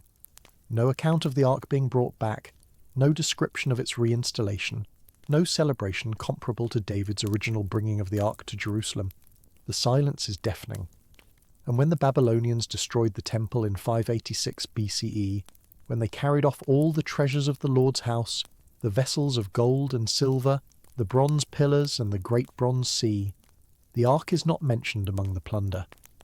The Babylonian records of the conquest, the biblical lists of what was taken, the prophetic laments over Jerusalem's fall, none of them mention the Ark of the Covenant being captured, destroyed, or carried into exile. When the exiles returned under Persian patronage and rebuilt the temple, the Second Temple, completed around 516 BCE, the Holy of Holies stood empty. Ancient sources agree on this remarkable fact. The sacred chamber that had once housed the most holy object in Israel now contained nothing at all. The Talmud records traditions that the foundation stone, the even Hashtiya, the rock from which creation began, the stone upon which the Ark had rested, was visible in the empty chamber, but there was no ark, no cherubim, no mercy seat. The divine presence that had once dwelt between the wings of the golden guardians had no visible throne. This absence was noted and mourned. The rabbinic traditions list the Ark among the 5 things present in Solomon's temple that were lacking in the Second Temple, along with the sacred fire that descended from heaven. the divine presence itself, the spirit of prophecy, and the Urim and Thummim, the oracular objects by which the high priest sought divine guidance. The second temple was magnificent, especially after Herod's massive expansion, but it was understood to be diminished, incomplete. The heart of Israelite worship was missing. So what happened to the Ark? This question has generated centuries of speculation, scholarly investigation, and treasure hunting. The proposed answers range from the mundane to the fantastical, from the rigorously historical to the wildly imaginative. The simplest explanation is that the Ark was destroyed when Nebuchadnezzar's armies sacked Jerusalem. The Babylonians were thorough in their devastation, burning the temple with fire, breaking down the walls, carrying off anything of value. Perhaps the golden ark was simply melted down for its precious metal, its acacia wood consumed by flames, its contents scattered or destroyed. This would explain why it appears in no inventory of plundered goods. It had ceased to exist as a recognizable object. The Babylonians might not have understood its religious significance or might not have cared. Gold was gold, but this explanation troubles many who have studied the question. The ark was not merely valuable. It was the single most sacred object in Israelite religion. The priest who served in the temple would have understood this better than anyone. Facing the advance of Babylonian armies, knowing that Jerusalem would likely fall, would they not have made some effort to hide or preserve this supreme treasure? The temple was defensible. Sieges took time. There would have been opportunities to act. The tradition that Josiah ordered the ark returned suggests that the technology of hiding it already existed. Someone had already removed it once. Surely in the final crisis those techniques could be employed again. This line of reasoning has led to numerous theories about the ark's concealment. The most persistent claims that the ark was hidden somewhere beneath the Temple Mount itself. The complex of tunnels, cisterns, and underground chambers beneath the present-day esplanade is extensive and only partially explored. In 1981, the Rabbi Yehuda Getz, who oversaw the Western Wall, reportedly broke through to a chamber that he believed led toward the Holy of Holies itself. The discovery sparked immediate tensions. Muslim authorities who control the Temple Mount sealed the opening. What lay beyond remains unknown. The copper scroll, discovered among the Dead Sea Scrolls at Qumran, adds a tantalizing piece to this puzzle. Unlike the other scrolls, which are leather or papyrus and contain religious texts, the copper scroll is inscribed on thin sheets of copper and reads like an inventory or treasure map. It lists dozens of locations where vast quantities of gold and silver were hidden, along with priestly vestments and sacred vessels. The locations are described in terms no longer fully understandable, references to landmarks that may have been intentionally obscure or that have simply been lost to time. Some scholars believe the copper scroll describes treasures from the First Temple, hidden before the Babylonian destruction and never recovered. Others date it to the Second Temple period, perhaps treasures concealed before the Roman destruction of 70 CE. Either way, the scroll confirms what logic suggests. The people of Jerusalem did hide sacred objects in times of crisis. The question is whether the Ark was among them and where it might now lie. The apocryphal book of 2nd Maccabees, written in the 2nd century BCE, offers a different tradition. It claims that the prophet Jeremiah, before the Babylonian conquest, received divine instruction to take the Ark, along with the tent of meeting and the altar of incense, and hide them in a cave on Mount Nebo, the mountain from which Moses viewed the Promised Land before his death. Jeremiah sealed the cave, and when his companions tried to mark the path to find it again, he rebuked them, saying that the place should remain unknown until God gathers his people together again and shows mercy. Then, says the text, the Lord will disclose these things, and the glory of the Lord will appear, as it did in the days of Moses and Solomon. This tradition places the ark not beneath the temple, but across the Jordan River, in what is now the Kingdom of Jordan, hidden in an unmarked cave on a mountain sacred to Jewish memory. Searches have been conducted, caves have been explored, but nothing has been found. Mount Nebo today is marked by a Byzantine church and visited by tourists who come to see the view that Moses saw. The mountain keeps its secrets, if it has any to keep. Perhaps the most famous alternative theory places the Ark far from Israel entirely, in Ethiopia. The Ethiopian Orthodox Church claims that the Ark of the Covenant, which they call the Tablet, rests in the chapel of the tablet adjacent to the Church of Our Lady Mary of Zion in Aksum, an ancient city in northern Ethiopia. According to Ethiopian tradition, the Ark was brought to their land by Menelik the First, the son of King Solomon and the Queen of Sheba. Menelik, raised in Ethiopia by his mother, travelled to Jerusalem as a young man to meet his father. When he departed to return home, either he or his companions took the Ark with them, substituting a replica that remained in the temple, while the genuine article made its way to Africa. This tradition is recorded in the Kebra Nagast, the Glory of the Kings, a 14th century Ethiopian text that traces the lineage of Ethiopian emperors back to Solomon and establishes Ethiopia's claim to be the new Israel, the chosen people who possess the Ark of God. The claim is taken with utmost seriousness in Ethiopia. The Tabba in Axum is guarded by a single monk who dedicates his life to its protection and who never leaves the chapel grounds. No one else is permitted to see it. Not scholars, not journalists, not even the patriarch of the Ethiopian Church. When this guardian dies, a new one is selected to take his place. The object they guard is never displayed, never photographed, never subjected to any form of scientific examination. Skeptics note that the Ethiopian tradition appears relatively late in historical terms, and that no ancient source outside Ethiopia supports the claim. The story of Solomon and Sheba in the Hebrew Bible says nothing about a son, nothing about the Ark being taken to Africa. The Kebra Nagast was composed in an era of Ethiopian political consolidation, when linking the monarchy to Solomon and possessing the Ark would have conferred enormous prestige and legitimacy. The tradition may be pious invention rather than historical memory, and yet, the Ethiopian Church is ancient, dating to the 4th century CE, with roots possibly reaching earlier. The veneration of the Tabor in Ethiopian Christianity is so central, so deeply embedded in practice and belief, that it feels like more than medieval invention. Every Ethiopian church possesses a replica Tabor, kept in its own Holy of Holies, without which the church cannot function. This is not something borrowed from other Christian traditions. It is uniquely Ethiopian. Something lies behind this practice, even if that something is not the literal Ark of Moses and Solomon. The British journalist Graham Hancock explored the Ethiopian claim in his book The Sign and the Seal, tracing possible routes by which the Ark might have made its way from Jerusalem to Axum. He proposed that the Ark was hidden first in Egypt, at the Jewish temple on Elephantine Island in the Nile, then moved southward to Ethiopia as circumstances required. His research was criticised by scholars for its speculative leaps and reliance on unverifiable sources, but the book brought the Ethiopian tradition to wide popular attention and sparked renewed interest in the question. Other theories scatter the Ark to other locations. The Knights Templar, according to some modern mythmakers, discovered the Ark beneath the Temple Mount during their residence there in the 12th century, and transported it to Europe.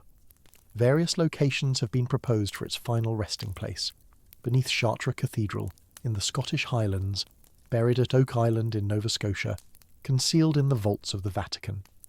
These theories tend to rest on circumstantial evidence, symbolic interpretations, and a great deal of wishful thinking.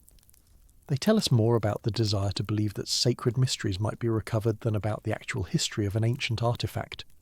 The scholarly consensus, to the extent that there is one, tends toward agnosticism. The Ark probably was lost, destroyed by the Babylonians, or hidden so effectively that it will never be recovered. The silence of the sources suggests that even in antiquity, people did not know what had happened to it. If Jeremiah had hidden the Ark, if priests had concealed it in caves beneath the temple, surely some memory of this would have survived. The second temple builders would have sought it. The Maccabees, who purified the temple after its desecration by Antiochus Epiphanes, would have recovered it if they could. The fact that the Holy of Holies stood empty for 500 years suggests that the Ark's location was truly unknown, not merely secret. But absence of evidence is not evidence of absence, and the search continues. The Temple Mount remains the most tantalizing target, technically accessible, politically impossible.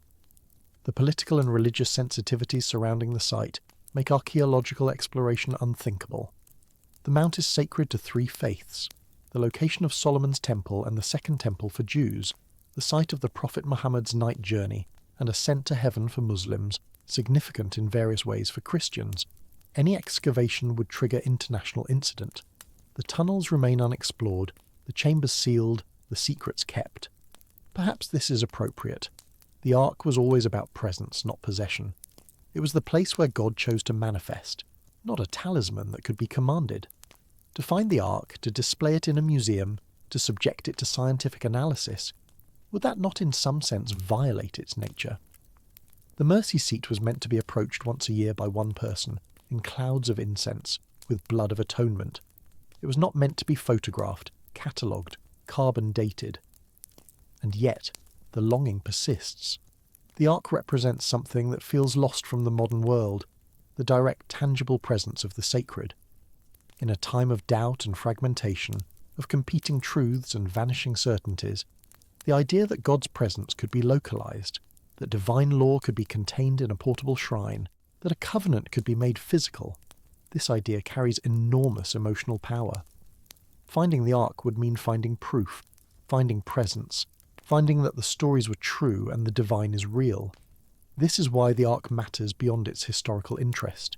It is not just an ancient artifact, it is an anchor for faith, a concrete object that grounds abstract belief. The tablets inside were not simply symbols, they were the words of God written by God. The presence between the cherubim was not merely metaphorical, it was real enough to kill those who approached unworthily. To recover the Ark would be to recover that kind of certainty, that kind of presence, that kind of power. This is what Solomon's temple contained at its heart. Not just gold and cedar, not just architectural splendour and liturgical precision, but this, a box of acacia wood and gold, holding stone tablets, over which the cherubim spread their wings, between which the voice of God spoke to Moses, and the glory of God descended before Solomon. The temple was built to house this presence, and when the presence departed, when the Ark was lost, something went out of the world that has not returned. The traditions that look back to Solomon, the Freemasons with their symbolic temple, the Templars with their rumoured discoveries, the Ethiopian emperors with their claimed possession, all of them are responding to this loss. They are trying, in their various ways, to recover what was lost, to rebuild what was destroyed, to restore the presence that departed. Whether through ritual, through search, through claim of inheritance, they seek to connect with the Solomonic moment, when wisdom dwelt in a house of gold, and the divine presence resided among mortals. The Ark may never be found. It may be dust scattered by ancient fires or fragments dissolved by millennia of damp in unknown caves. It may sit in a chapel in Axum, hidden from all eyes, or in chambers beneath the Temple Mount, waiting for the moment prophesied in 2 Maccabees, when God will gather his people and reveal what was concealed. Or it may exist now only as memory, as longing, as the shape of an absence that defines so much of what came after. What matters, perhaps, is not whether the Ark can be recovered, but what the search for it reveals about those who seek. The desire to find the Ark is the desire to touch the sacred, to verify the stories, to know that the covenant was real. Solomon's reign matters because it represents the moment when all of this seemed achieved. Wisdom enthroned, presence housed, covenant kept. The loss of the Ark, the destruction of the temple, marked the end of that golden moment and the beginning of the long exile that in some sense continues to this day. And so we turn now to the man himself, stripped of the golden trappings, removed from the sacred architecture, examined not as the builder of God's house or the keeper of the Ark, but as something perhaps more influential in the long corridors of history. Solomon the Wise, Solomon the Magus, Solomon whose understanding of hidden things would echo through millennia of esoteric tradition, inspiring grimoires and secret societies, Kabbalistic speculation and Renaissance magic, right down to the rituals performed in Masonic lodges today. The biblical text makes an extraordinary claim about Solomon's wisdom. 1 Kings declares that God gave Solomon wisdom, an understanding exceeding measure, and largeness of heart, even as the sand that is on the seashore. It quantifies this wisdom with a specificity that borders on the mythological. Solomon spoke 3,000 proverbs, and his songs were 1,005. He spoke of trees, from the cedar tree that is in Lebanon even unto the hyssop that springeth out of the wall. He spoke also of beasts and of fowl and of creeping things and of fishes. This is not merely wisdom in the sense of moral insight or political shrewdness. This is comprehensive knowledge, encyclopedic understanding of the natural world, the kind of mastery over creation that Adam possessed before the fall, when he named every living creature in Eden. Ancient readers understood this passage as granting Solomon authority over all of nature, a dominion that extended beyond mere naming to actual command. If Solomon understood the trees, from the greatest to the smallest, he understood their properties, their uses, their hidden virtues. If he knew the beasts and the birds and the fish and the creeping things, he knew not only their habits, but their essences, the secret correspondences that link the natural world to the celestial, the visible to the invisible. This was not scientific knowledge in our sense. It was magical knowledge, theurgical wisdom, the kind of understanding that allowed one to work with the hidden forces that moved behind the surface of things. And there was another dimension to Solomon's wisdom that the canonical texts hint at but never fully explore: his power over spirits. 2 Chronicles mentions that Solomon conscripted the strangers who were in the land of Israel to labour on the temple, but ancient interpretation went far beyond this. The non-canonical traditions preserved in texts like the Testament of Solomon elaborate this into something far more dramatic. In these accounts, Solomon did not merely command foreign labourers, he commanded demons themselves, compelling the unclean spirits to quarry stone, to shape cedar, to perform the brutal labour that built the house of God. The Testament of Solomon, likely composed in Greek between the 1st and 5th centuries of the Common Era, presents this tradition in vivid narrative form. The text opens with a demon called Ornias, tormenting one of Solomon's favourite workers, a young man who wastes away as the spirit drains his life force. Solomon prays for power over the demon, and the archangel Michael descends with a gift, a ring bearing the seal of God, the famous seal of Solomon, that would become central to magical tradition for 2,000 years. Armed with this ring, Solomon summons Ornias and binds him to service. But this is only the beginning. Through Ornias, Solomon learns the names and natures of other demons, summoning them one by one, interrogating them about their powers and weaknesses, discovering which angels can overcome them, and setting them to work on the temple. What emerges from the Testament is a comprehensive demonology, a catalogue of spirits that reads like a who's who of the invisible world. Each demon has a name, an appearance, a specific sphere of malevolent influence, and a corresponding angelic counter. Beelzebul appears, chief of demons, and Solomon binds him.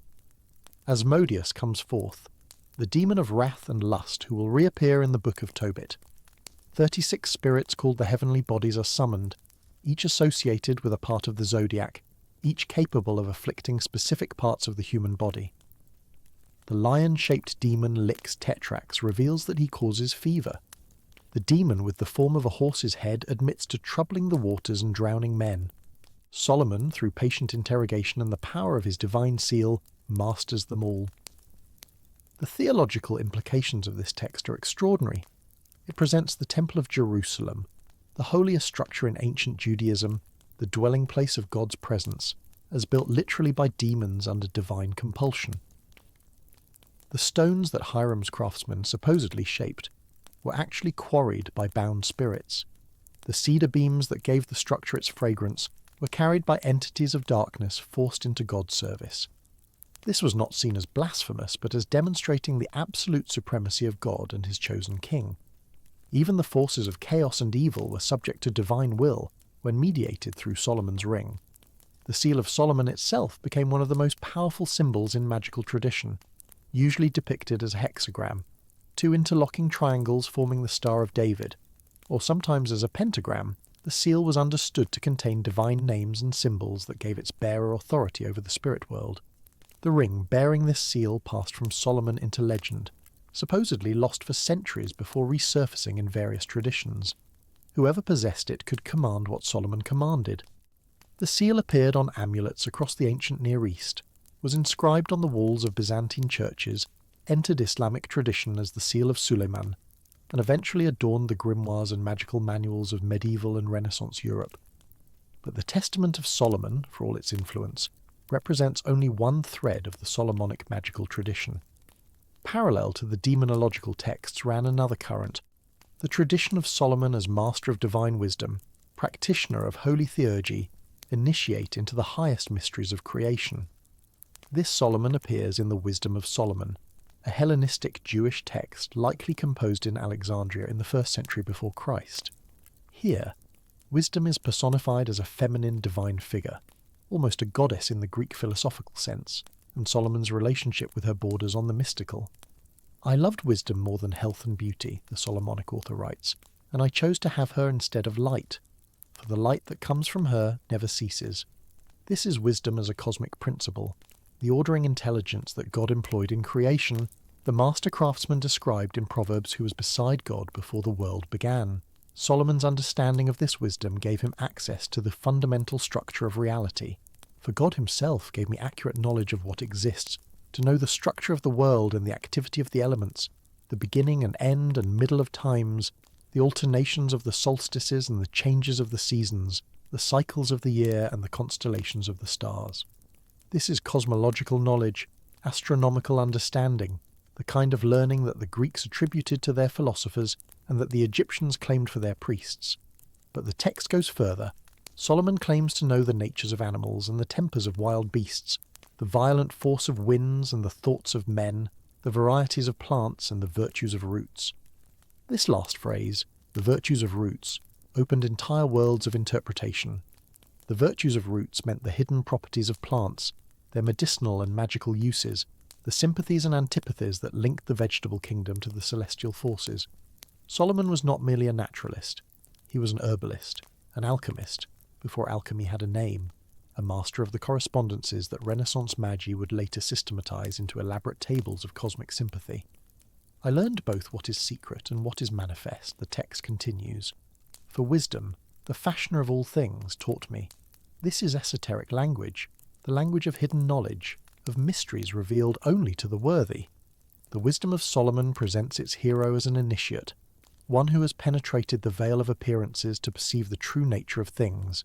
This Solomon could pass his wisdom to others, could initiate disciples into the same understanding, could establish a lineage of transmission that would preserve his knowledge for future generations. And here we encounter the great claim that would echo through centuries of esoteric tradition. The claim that Solomon's wisdom was indeed preserved, was transmitted through secret channels, was kept alive by small groups of initiates who passed it from master to student down through the ages.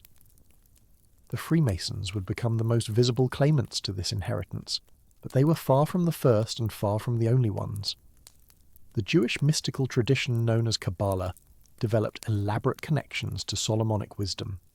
The Kabbalists understood the Song of Songs not as mere erotic poetry, but as the highest mystical text, encoding in its passionate language the secrets of divine union, the mysteries of the Sephirot, the path by which the human soul could ascend through the divine realms. Solomon's authorship of this text made him the first Kabbalist, the original master of the hidden wisdom that later sages only recovered and systematized. The entire edifice of Kabbalistic thought, the tree of life, the system of correspondences, the techniques of divine name manipulation, was understood to rest on a Solomonic foundation. The Islamic tradition embraced Solomon with equal fervour, though it transformed him according to its own theological grammar. As Suleiman in the Quran, Solomon appears as a prophet granted unique gifts by God: power over the wind, which blew at his command, travelling a month's journey in the morning and a month in the evening; command over the jinn, those beings of smokeless fire who built for him whatever he wished; an understanding of the speech of birds and ants, demonstrating his mastery over all creation.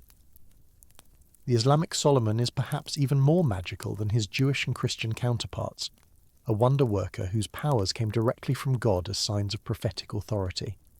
The Quran's account of Solomon and the Queen of Sheba elaborates the biblical narrative with dazzling details. When Suleiman learns of Bilqis and her sun-worshipping kingdom, he sends a letter demanding her submission to the one God. She responds with gifts, but Suleiman is unimpressed by mere treasure.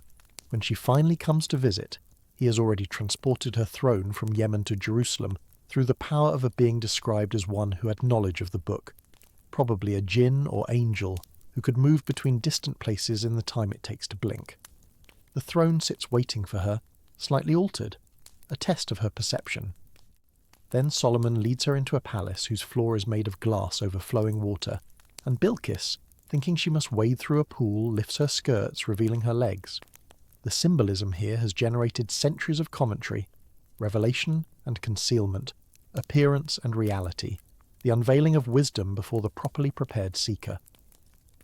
The Islamic world preserved and developed the Solomonic magical tradition with particular energy. The Arabic grimoires attributed to Solomon, texts with names like the Book of Solomon, on the invocation of spirits, and the Solomonic Treatise on the Rings, circulated widely throughout the medieval Muslim world.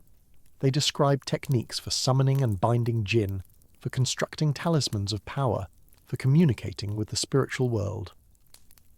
Unlike the Christian tradition, which viewed such magic with deep suspicion, Islamic scholars debated whether Solomonic practices were legitimate or forbidden with more nuance. If God had granted Solomon these powers as a sign of prophecy, might not the techniques he developed be studied and even practiced by those with proper spiritual attainment? These Arabic texts on Solomonic magic would eventually migrate to Europe, translated by scholars in Spain and Sicily during the great period of cultural exchange that also brought Aristotle and Ptolemy to the Latin West. The European grimoire tradition, those infamous handbooks of ceremonial magic that circulated in manuscript and eventually in print, drew heavily on Arabic sources that claimed Solomonic origin. The Key of Solomon, the most influential of these texts, presents itself as Solomon's own testament, written for his son Rehoboam, revealing the techniques for conjuring spirits, constructing magical circles, creating talismans of immense power. The Lemegeton, also called the Lesser Key of Solomon, provides an elaborate hierarchy of 72 demons, complete with their sigils, their areas of power, and the methods for summoning and commanding them. Whether Solomon actually wrote any of these texts is, of course, beside the point historically. What matters is that generation after generation of seekers believed in a Solomonic lineage of magical knowledge, believed that the techniques they practiced descended from the wise king who had commanded demons to build God's house. The power of the tradition came not from historical accuracy, but from this perceived connection to divine authority. Solomon had wielded these powers with God's blessing. Therefore, the powers themselves were not intrinsically evil, but instruments that could serve good or ill depending on the user's intent and purity. The Renaissance saw an explosion of interest in Solomonic wisdom among European intellectuals. Figures like Marsilio Ficino and Pico della Mirandola, working in Florence under Medici patronage, synthesized Neoplatonic philosophy, Hermetic texts, and Kabbalistic wisdom into a grand unified theory of esoteric knowledge. Solomon appeared in their work as a prototype of the Magus, the wise man who understood the hidden correspondences linking heaven and earth, and could use that understanding to channel celestial forces for human benefit. This was the tradition of natural magic, distinguished in theory from demonic magic by its reliance on cosmic sympathies rather than infernal pacts. Solomon's knowledge of the virtues of roots, of the natures of animals, of the cycles of the heavens, made him a patron saint of this enterprise. Johannes Reuchlin, the Christian Kabbalist whose work would influence Protestant as well as Catholic esotericism, devoted extensive study to the divine names that supposedly gave Solomon his power.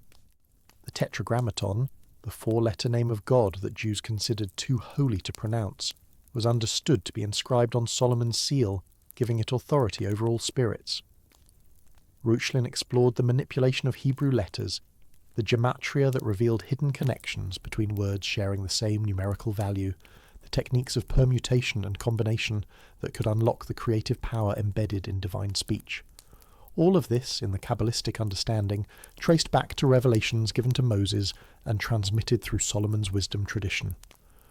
Heinrich Cornelius Agrippa, perhaps the most systematic of the Renaissance Magi, compiled his 3 books of occult philosophy as a comprehensive encyclopedia of magical knowledge. Solomon appears throughout as an authority, his works cited alongside Plato and Pythagoras, his techniques analysed and explained. Agrippa organised magic into 3 levels: natural, celestial and ceremonial, and Solomon's wisdom encompassed all 3. His knowledge of plants and animals belonged to natural magic. His understanding of the stars and their influences pertained to celestial magic. His command over spirits through divine names was the highest ceremonial or religious magic. The wise king represented the ideal of the complete magus, master of all levels of the occult hierarchy. This intellectual current would flow directly into the development of speculative Freemasonry. The gentlemen and scholars who transformed operative stonemasons' lodges into philosophical societies in 17th century England and Scotland were steeped in Hermetic and Kabbalistic thought. They understood the Temple of Solomon not merely as a historical building, but as a symbol of cosmic order, a structure encoding profound truths about the nature of reality and humanity's place within it. The wisdom traditions associated with Solomon, his mastery of nature, his command over spirits, his possession of divine names, his initiation into cosmic mysteries, became part of the symbolic vocabulary of Masonic ritual. The Hiramic legend that would become central to Masonic practice combined the temple-building narrative with themes of death and resurrection, lost secrets, and their recovery. Hiram Abiff, the master craftsman, possessed knowledge that he refused to reveal to unworthy seekers, and he died rather than betray the mysteries. This theme of secret wisdom, transmitted through initiation, preserved through sacrifice, recovered through ritual, all of it resonated with the broader Solomonic magical tradition. The Mason ascending through the degrees was reenacting the quest for lost knowledge, seeking to recover what Solomon had known and Hiram had died protecting. The higher degrees of Freemasonry, developed in the 18th century, elaborated these connections explicitly. The Royal Arch degree speaks of discovering the true name of God in a vault beneath the ruins of the temple. The Scottish Rite includes degrees with names like Master of the Symbolic Lodge and Knight of the Sun, incorporating alchemical and Rosicrucian symbolism alongside the Solomonic foundation. The various Templar degrees claimed connection to the medieval order's supposed discoveries in Jerusalem, linking Masonic seekers to the knights who had excavated the Temple Mount. This is why Solomon matters to secret societies, why his name appears in their rituals and his temple in their symbols. He represents the original repository of hidden wisdom, the source from which all esoteric traditions flow. Whether the wisdom is understood as demonological power, as Kabbalistic insight, as alchemical knowledge, or as architectural symbolism, Solomon stands at its origin. To claim connection to Solomon is to claim the most ancient and authoritative lineage possible, a direct line to the wise king who received his understanding from God. The tradition continues to this day. Contemporary occultists still work with the grimoires bearing Solomon's name, still trace pentagrams and hexagrams in their rituals, still invoke the divine name supposedly inscribed on his ring.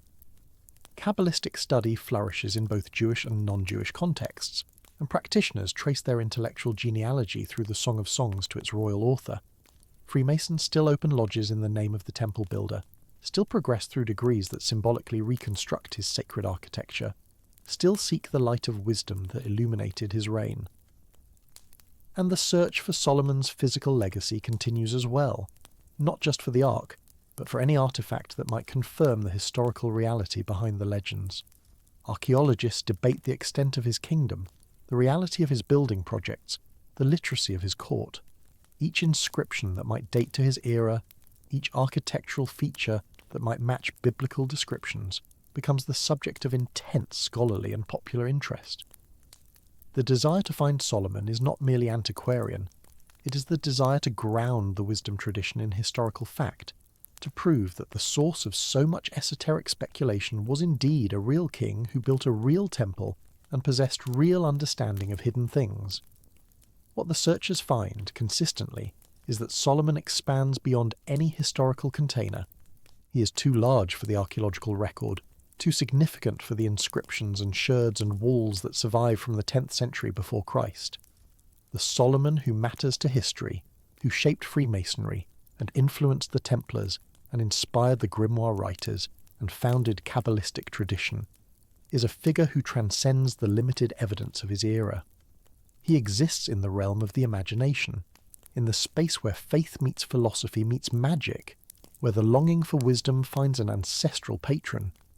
The temple itself occupies this same ambiguous space.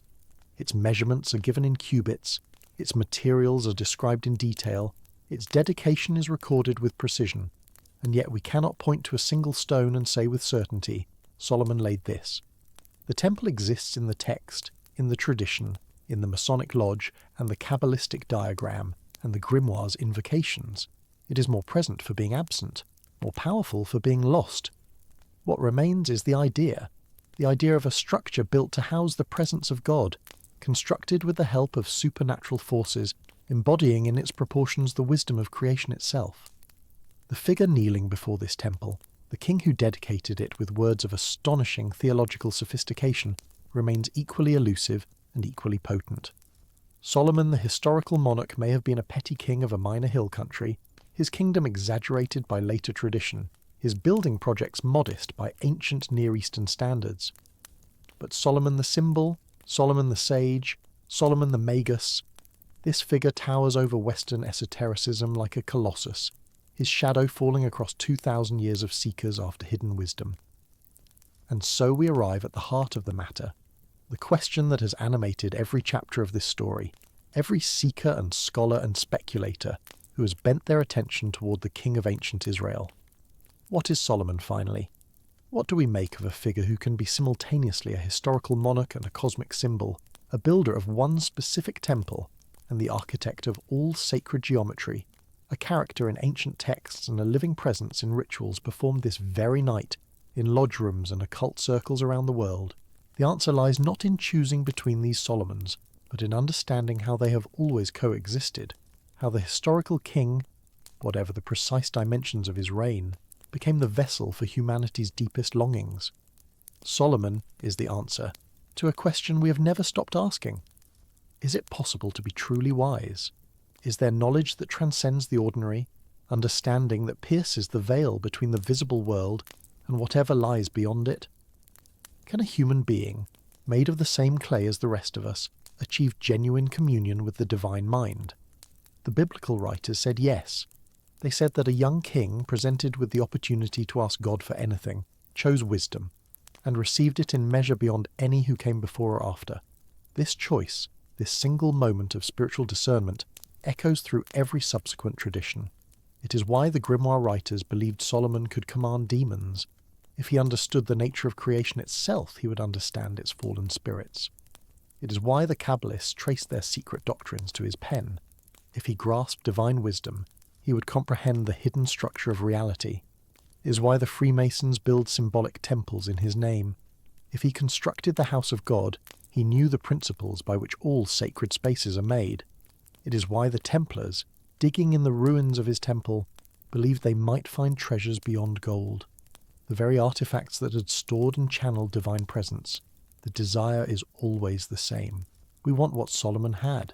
We want to stand as he stood at Gibeon in the presence of the Almighty and receive understanding. We want to know, as he knew, the nature of things from the cedar of Lebanon to the hyssop growing from the wall, from the architecture of heaven to the names of spirits. We want wisdom that transforms, that elevates, that makes us more than what we were born to be. This desire did not end with antiquity. It pulses through the medieval period, when Christian monks pored over the Vulgate's account of Solomon's reign, while Jewish scholars in Spain and Provence developed the Kabbalistic tradition that would transform Western occultism.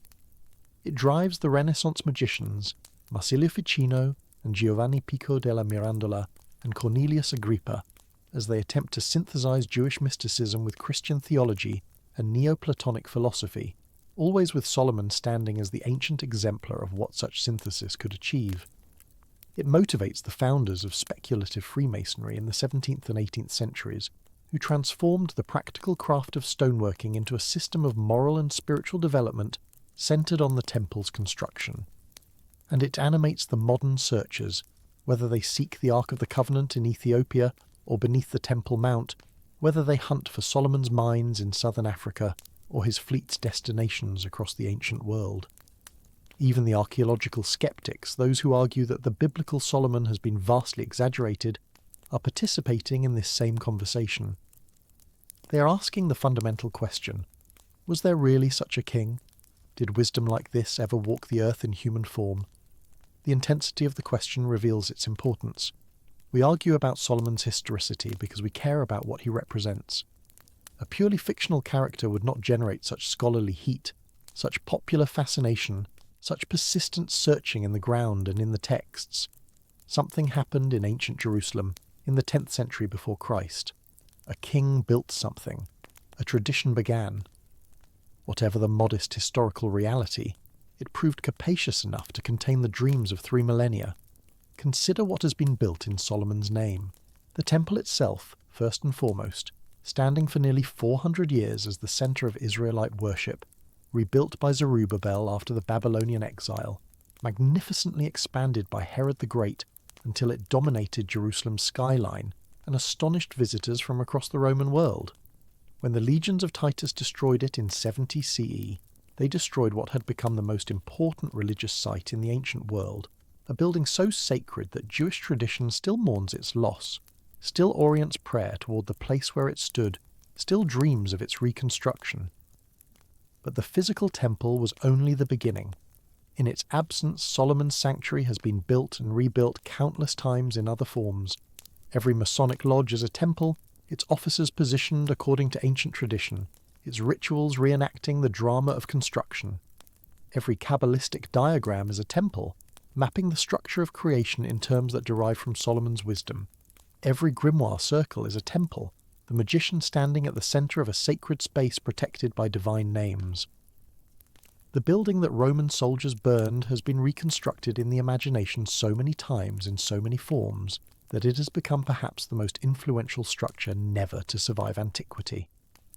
The Ark of the Covenant follows the same pattern, an object that biblical texts describe in precise detail, acacia wood overlaid with gold, specific dimensions given, mercy seat and cherubim and carrying poles all specified, has become a symbol that far transcends any physical artifact. Whether the original ark sits in a chapel in Axum, whether it was hidden by Jeremiah before the Babylonian destruction, whether it lies in a cave beneath the Temple Mount waiting to be discovered, or whether it was destroyed and lost forever in the fires of 586 BCE, the ark as symbol remains eternally present. It represents the possibility of direct divine contact, of God dwelling among his people, of the covenant relationship made tangible and transportable. This is Solomon's gift to human history. Not treasure that can be weighed and measured, but symbols that can be endlessly interpreted and applied. He gave us the model of sacred architecture, the idea that human building can reflect divine reality. He gave us the paradigm of royal wisdom, the possibility that power and understanding might coincide in a single enlightened ruler. He gave us the grimoires and their assumption that spiritual knowledge can command spiritual forces. He gave us Kabbalah's fundamental premise that scripture contains hidden depths, accessible to those who know how to read. He gave us Freemasonry's conviction that moral and spiritual truth can be encoded in architectural symbolism. The losses were real. The temple burned. The ark vanished. The ring that commanded demons, if it ever existed, has never been found. The wisdom that Solomon possessed, the direct divine download described in 1 Kings, cannot be recovered in its original form. We have only echoes, the biblical books attributed to him, the traditions that developed in his name, the symbols and rituals that claim him as their source. But perhaps loss is essential to the pattern.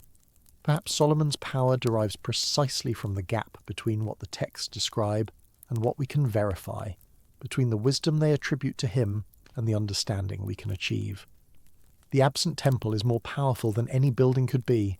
The vanished ark generates more searching than a displayed artifact ever would. The lost wisdom of Solomon motivates more seeking than any recovered text could satisfy. We pursue what we cannot possess, and in pursuing it, we become something more than we were. This is the esoteric understanding, the hidden meaning beneath the surface of the Solomon traditions. The external search for artifacts and texts mirrors an internal search for transformation. The temple we truly seek is the temple of the self, the sacred space within where divine presence might dwell. The ark we truly hunt is the covenant relationship with the transcendent, the direct connection to wisdom that Solomon received at Gibeon. The ring we truly desire is the authority that comes from genuine understanding, the power to command our own demons, our fears, our ignorances, our limitations. The initiatory systems that invoke Solomon have always understood this. When a candidate enters a Masonic lodge, they are not merely learning historical information about an ancient king. They are embarking on a symbolic journey of self-construction, building their own inner temple through moral and spiritual development. The degrees through which they progress represent stages of understanding, each one revealing more of the pattern, bringing them closer to the light that Solomon possessed. The ritual drama of the third degree, the death and raising of Hiram Abiff, is a mystery teaching about the death of the old self and the birth of the new, transformation through symbolic death, the same pattern that appears in mystery traditions across the ancient world. The Kabbalists who trace their lineage to Solomon understand that the Sephirot are not merely abstract concepts but lived realities, aspects of consciousness that the practitioner must integrate and balance.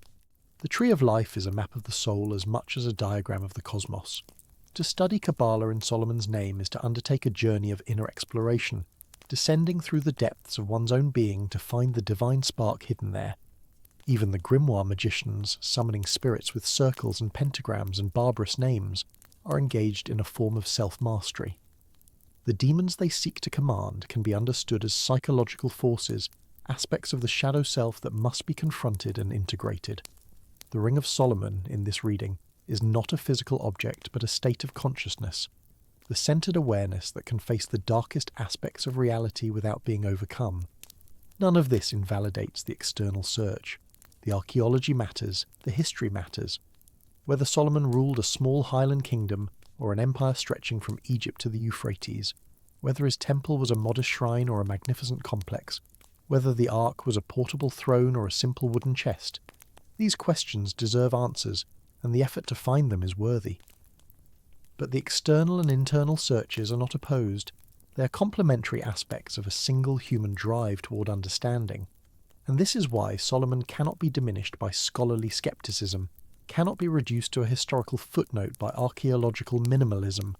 The figure in the texts, the wise king who judged between the two mothers, who answered the Queen of Sheba's riddles, who understood the speech of animals and the nature of spirits, who built the house for God's name and filled it with prayer, this figure has taken on independent life. He exists in the realm that the historian of religions Mircea Eliade called sacred time, the eternal present of myth and ritual, where the events of origin are perpetually accessible. Every time a Masonic lodge opens, Solomon lives. Every time a Kabbalist meditates on the Sephirot, Solomon teaches. Every time a magician traces the hexagram and speaks the divine name, Solomon commands. Every time a believer prays toward Jerusalem, Solomon's temple stands. The past is not past. It is continuously recreated in the present, the ancient king perpetually building, perpetually dedicating, perpetually demonstrating that wisdom is possible. The traditions that flow from Solomon are not static. They continue to develop, to interact, to generate new forms.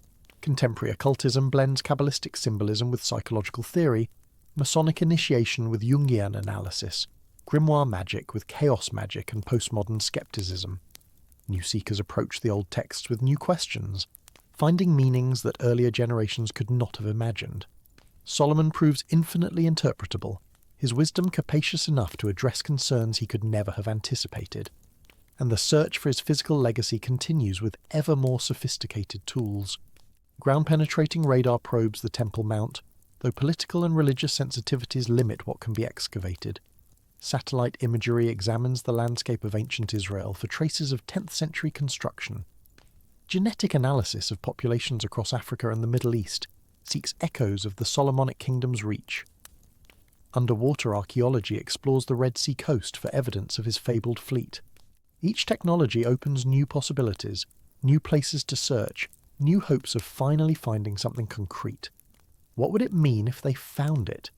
If tomorrow's headlines announced the discovery of Solomon's ring, inscribed with the ineffable name, would the grimoire traditions be validated? If excavators beneath the Temple Mount uncovered the Ark of the Covenant, its golden cherubim still intact after 3 millennia, would the faithful of 3 religions be transformed? If archaeologists proved conclusively that Solomon ruled a powerful empire with the wealth and reach the Bible describes, would the skeptics abandon their minimalism? The honest answer is, probably not in any ultimate sense. Artifacts can be explained away, evidence reinterpreted, findings disputed. The gap between the physical object and its symbolic meaning would remain. A discovered ark would be studied, photographed, analysed, debated, and the symbol of the ark would continue to exist in its own realm, untouchable by scientific examination. A verified ring would become a museum piece, and the Ring of Solomon would continue to be traced in ritual circles, its power undiminished by the display of its supposed physical original. This is not a failure, but a revelation of what Solomon truly is. He is the human face of humanity's wisdom longing, the story we tell ourselves about the possibility of transcendence.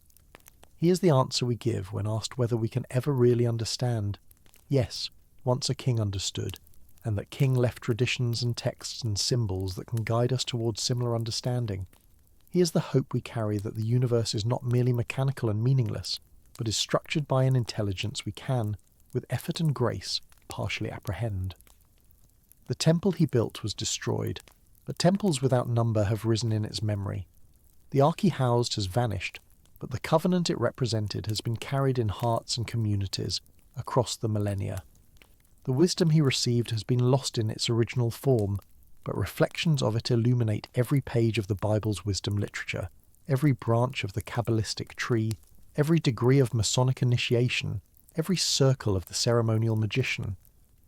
Solomon asked for wisdom, and he received it.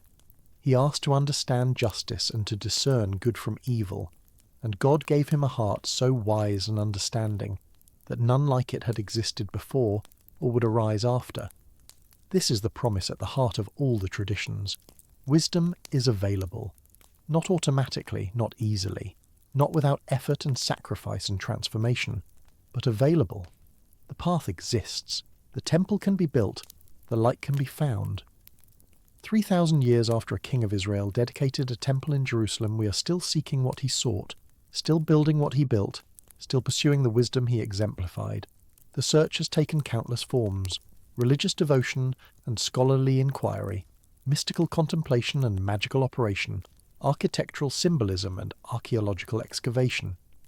It has created traditions and institutions, generated libraries of texts, inspired art and music and literature beyond measuring. It has given meaning to millions of lives, frameworks for understanding existence, pathways toward transformation, and it continues. Tonight, somewhere, a newly made mason contemplates the symbols of his craft and wonders at their Solomonic origins. A Kabbalist traces the paths of the Sephirot and considers the king who first understood them. A scholar examines pottery sherds from the 10th century, hoping to find evidence of the biblical kingdom. A believer prays toward Jerusalem, toward the place where the temple stood, where the ark rested, where the divine presence dwelled. A seeker opens an old book bearing Solomon's name and begins to learn the art of commanding spirits. The wise king does not answer. He does not need to. The question itself is the teaching. The search itself is the initiation. The longing for wisdom is the beginning of wisdom. And Solomon, symbol and sovereign, historical and eternal, stands at the threshold, bidding all who seek to enter the temple and see what can be found within. In the end, this is his treasure, greater than gold of Ophir or cedars of Lebanon, more precious than the gems that adorned his throne, or the spices the Queen of Sheba brought from distant lands.